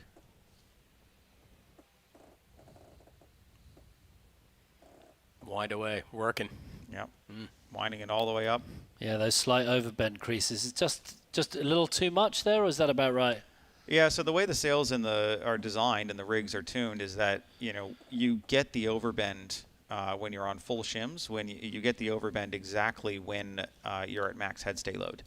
And, you know, we're lucky enough to have a load cell on boat number 1 to actually test it out. And it does work. And so, you know, the sails are designed to show you that you're at your max runner, so you're not just overloading the headstays on the boats. Well, a lot of these islands, Prudence, Hog Island, are all used for, well, guess what? Livestock farming. I would guess they were pigs, but these were very active when the British and the Americans were having their independence skirmish for independence, and there was a battle on Prudence Island. They lost 20 British soldiers there back in the day. But at least they ate well before they left. So Royal Thames is trying to make up for that here right. for the race win. Right. And it looks like Royal Thames have not quite extended their lead as much as perhaps they could have done.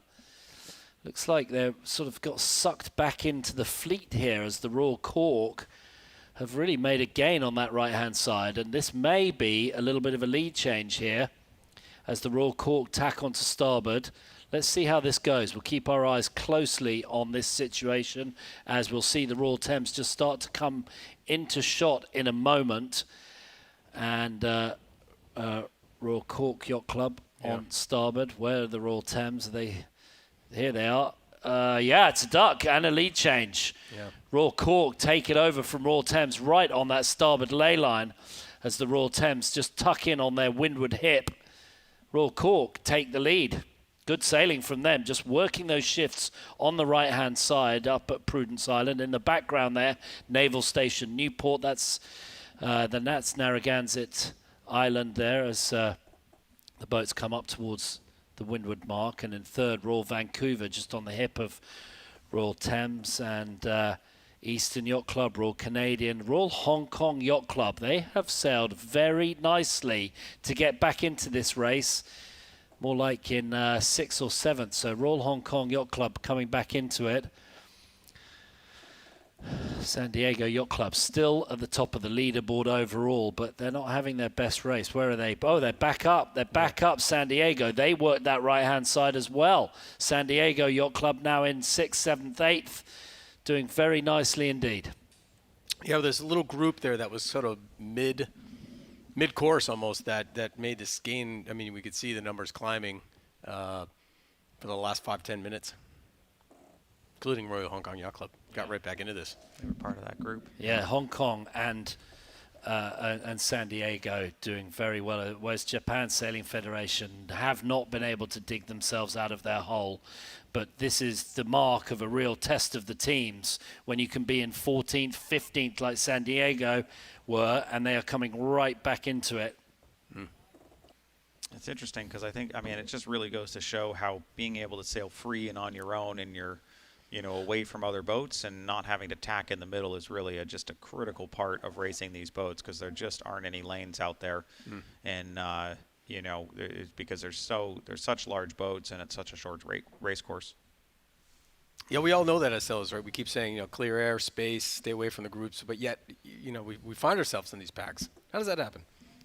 It ends up being they end up having to tack and lee bow, and then someone lee bows the group, and then all of a sudden all the boats end up stacked together, and then the boats that were that just got away are able to make pretty big gains, as we saw here, especially on shifty race courses like this. San Diego, are they tacking at that top mark? Oh, the umpires will have something to say at that. San Diego squeezing around the top mark. New York Yacht Club keeping clear of them. We got any flag on the play? Doesn't look like it. So San Diego squeezed themselves around the top, but that looked very close indeed. You want to be careful not to foul in that situation. On board Royal Irish Yacht Club, coming down towards the windward mark there. So Royal Thames, Royal Vancouver, Royal Hong Kong, Eastern, Royal Cork, and then in 7th and 8th, San Diego and New York Yacht Club.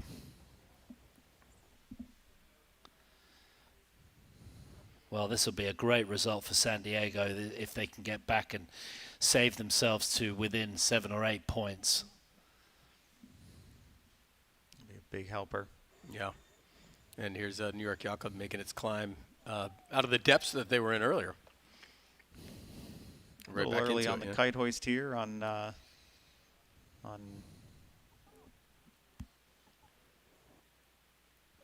Royal Irish Yacht Club that we're seeing there. Yeah, New York Yacht Club and San Diego in 7th and 8th, very close next to each other. There's San Diego with the yellow spinnaker. And Royal Hong Kong Yacht Club right back in it, ahead of San Diego in more like 4th spot. They have had a blinding lap, done a brilliant job of getting back into this. So the leader's Royal Cork, followed by the Royal Thames. And in 3rd, Royal Vancouver. In 4th, Royal Hong Kong. 5th, Eastern. 6th, Royal Swedish Yacht Club. And then San Diego, New York, Corinthian, all in a bunch in the middle of the fleet. Yeah, it looks like on that upwind that it was a big payoff for the boats that just went to the edges. We had boats coming in from the left and coming in from the right that were, make big gains. Yeah, certainly case for Hong Kong. That was a big move. Definitely breezes back in. Jibs are up. Royal Canadian hot on the heels of Eastern Yacht Club right there. Sun's coming out, blue skies out, different, bringing the breeze down with it. Yeah. Nice. Wade still at the back of the boat, getting cleared up for a jibe there. All about right there. Take the opportunity and a little bit of a light spot to clear up, and here comes the jibe. Yeah, here they go. Got 3 people pulling the kite sheet around. James Collins, Alex Cook, Remington Hutchins, Ryan Mullins, Alden Reed, all on Eastern Yacht Club from Marblehead, Mass.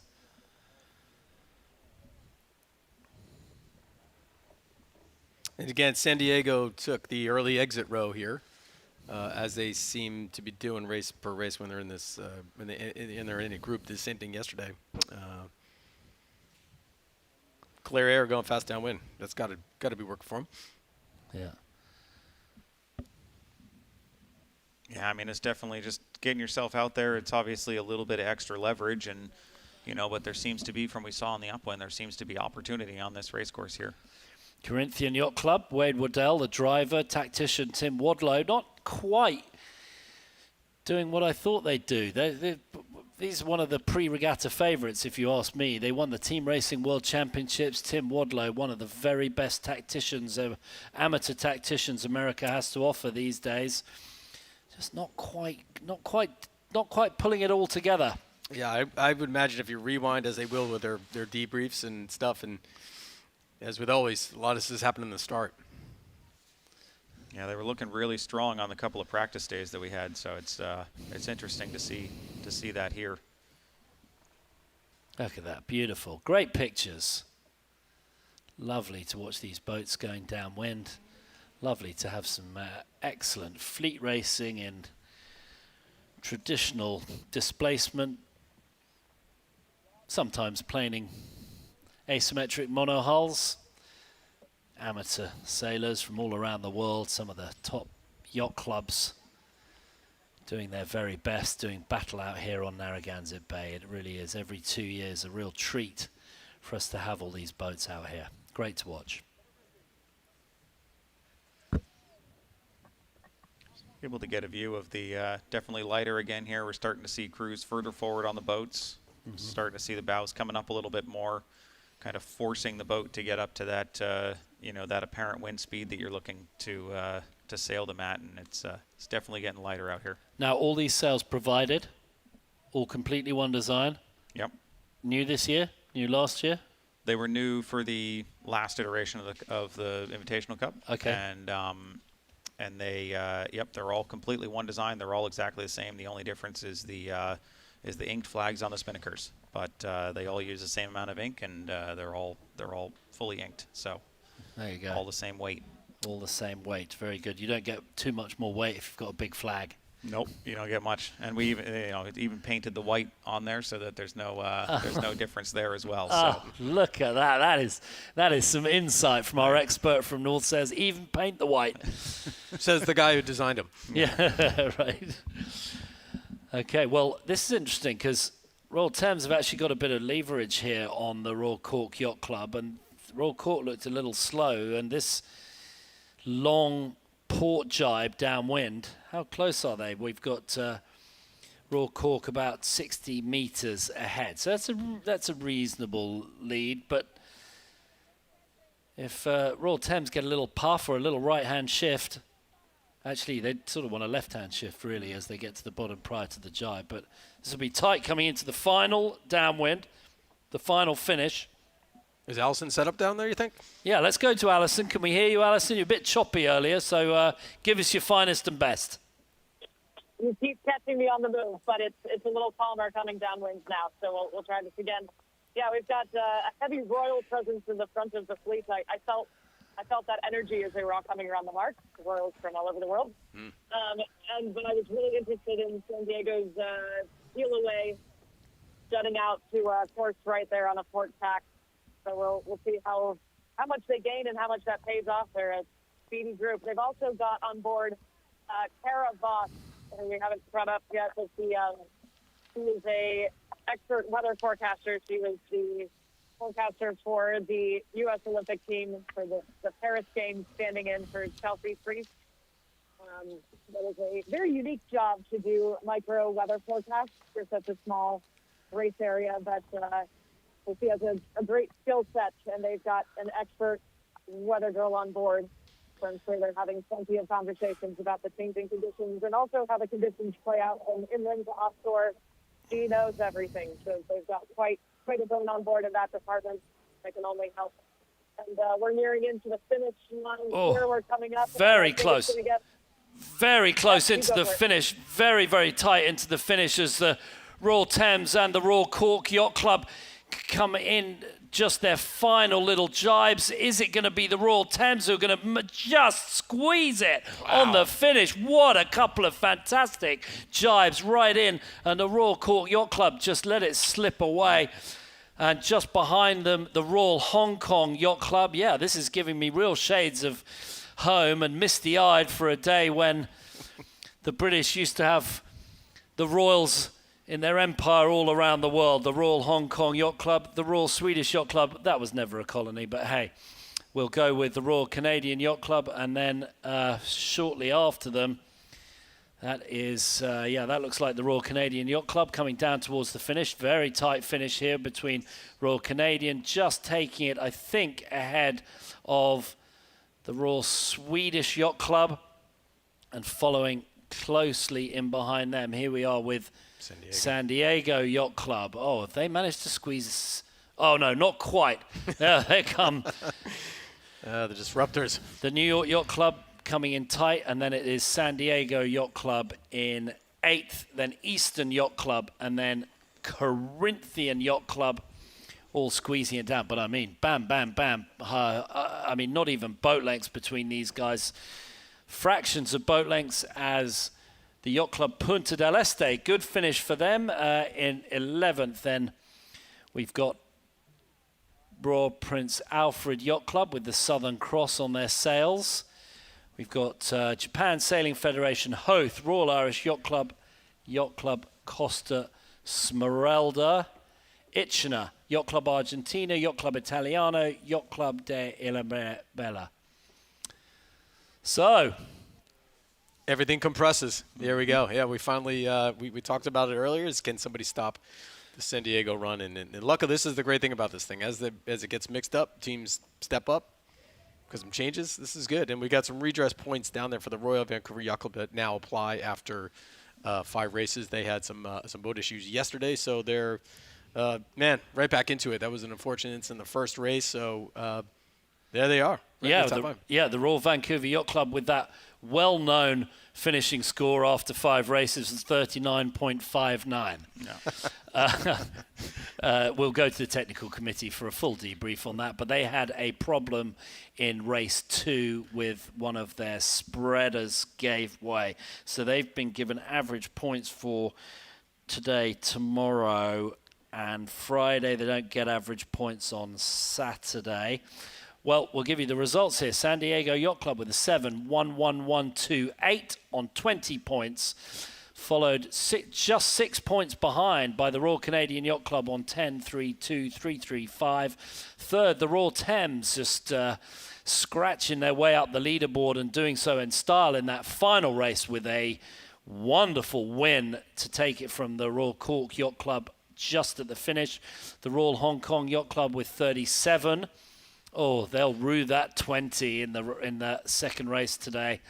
The Royal Vancouver Yacht Club, Royal Swedish Yacht Club, New York Yacht Club, keeping it consistent with 47. Then the Royal Cork, the Corinthian Yacht Club, and the Yacht Club Costa Smeralda in 10th.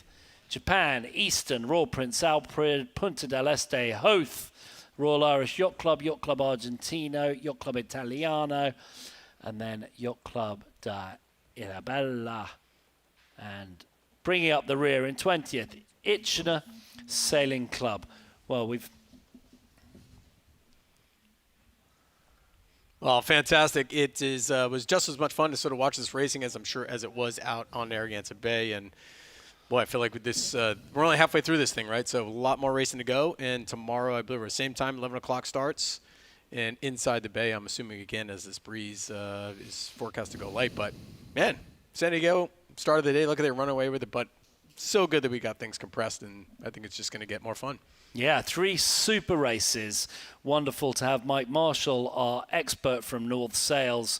A great masterclass in the first 2 from San Diego, but they still haven't got their arms wrapped around the trophy yet because they've got some great competition from Royal Hong Kong, from Royal Canadian Yacht Club, from the Royal Swedish Yacht Club, and the Royal Thames. So all to play for. 3 more races tomorrow. 11 o'clock start. We'll be here live on YouTube and on Facebook. Join us for a wonderful racing of the best amateurs from the greatest yacht clubs around the world for the 2025 Rolex New York Yacht Club Invitational. We'll see you tomorrow.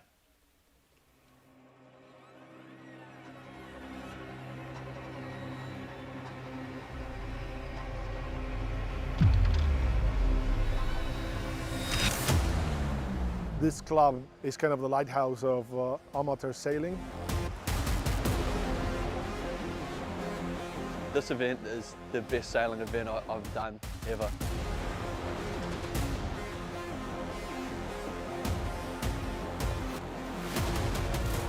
know, this is the top Corinthian fleet in the world, and if you make mistakes, you're going to pay.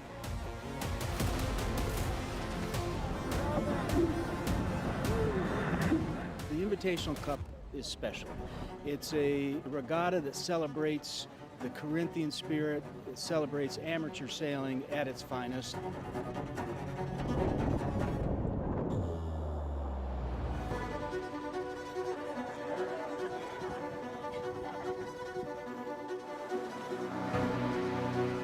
The one design nature of the sails and the boats, it really sets a great stage for bringing it, narrowing it down to just the skill of the team versus the other team. I would say this is the most prestigious event. Should be on your bucket list.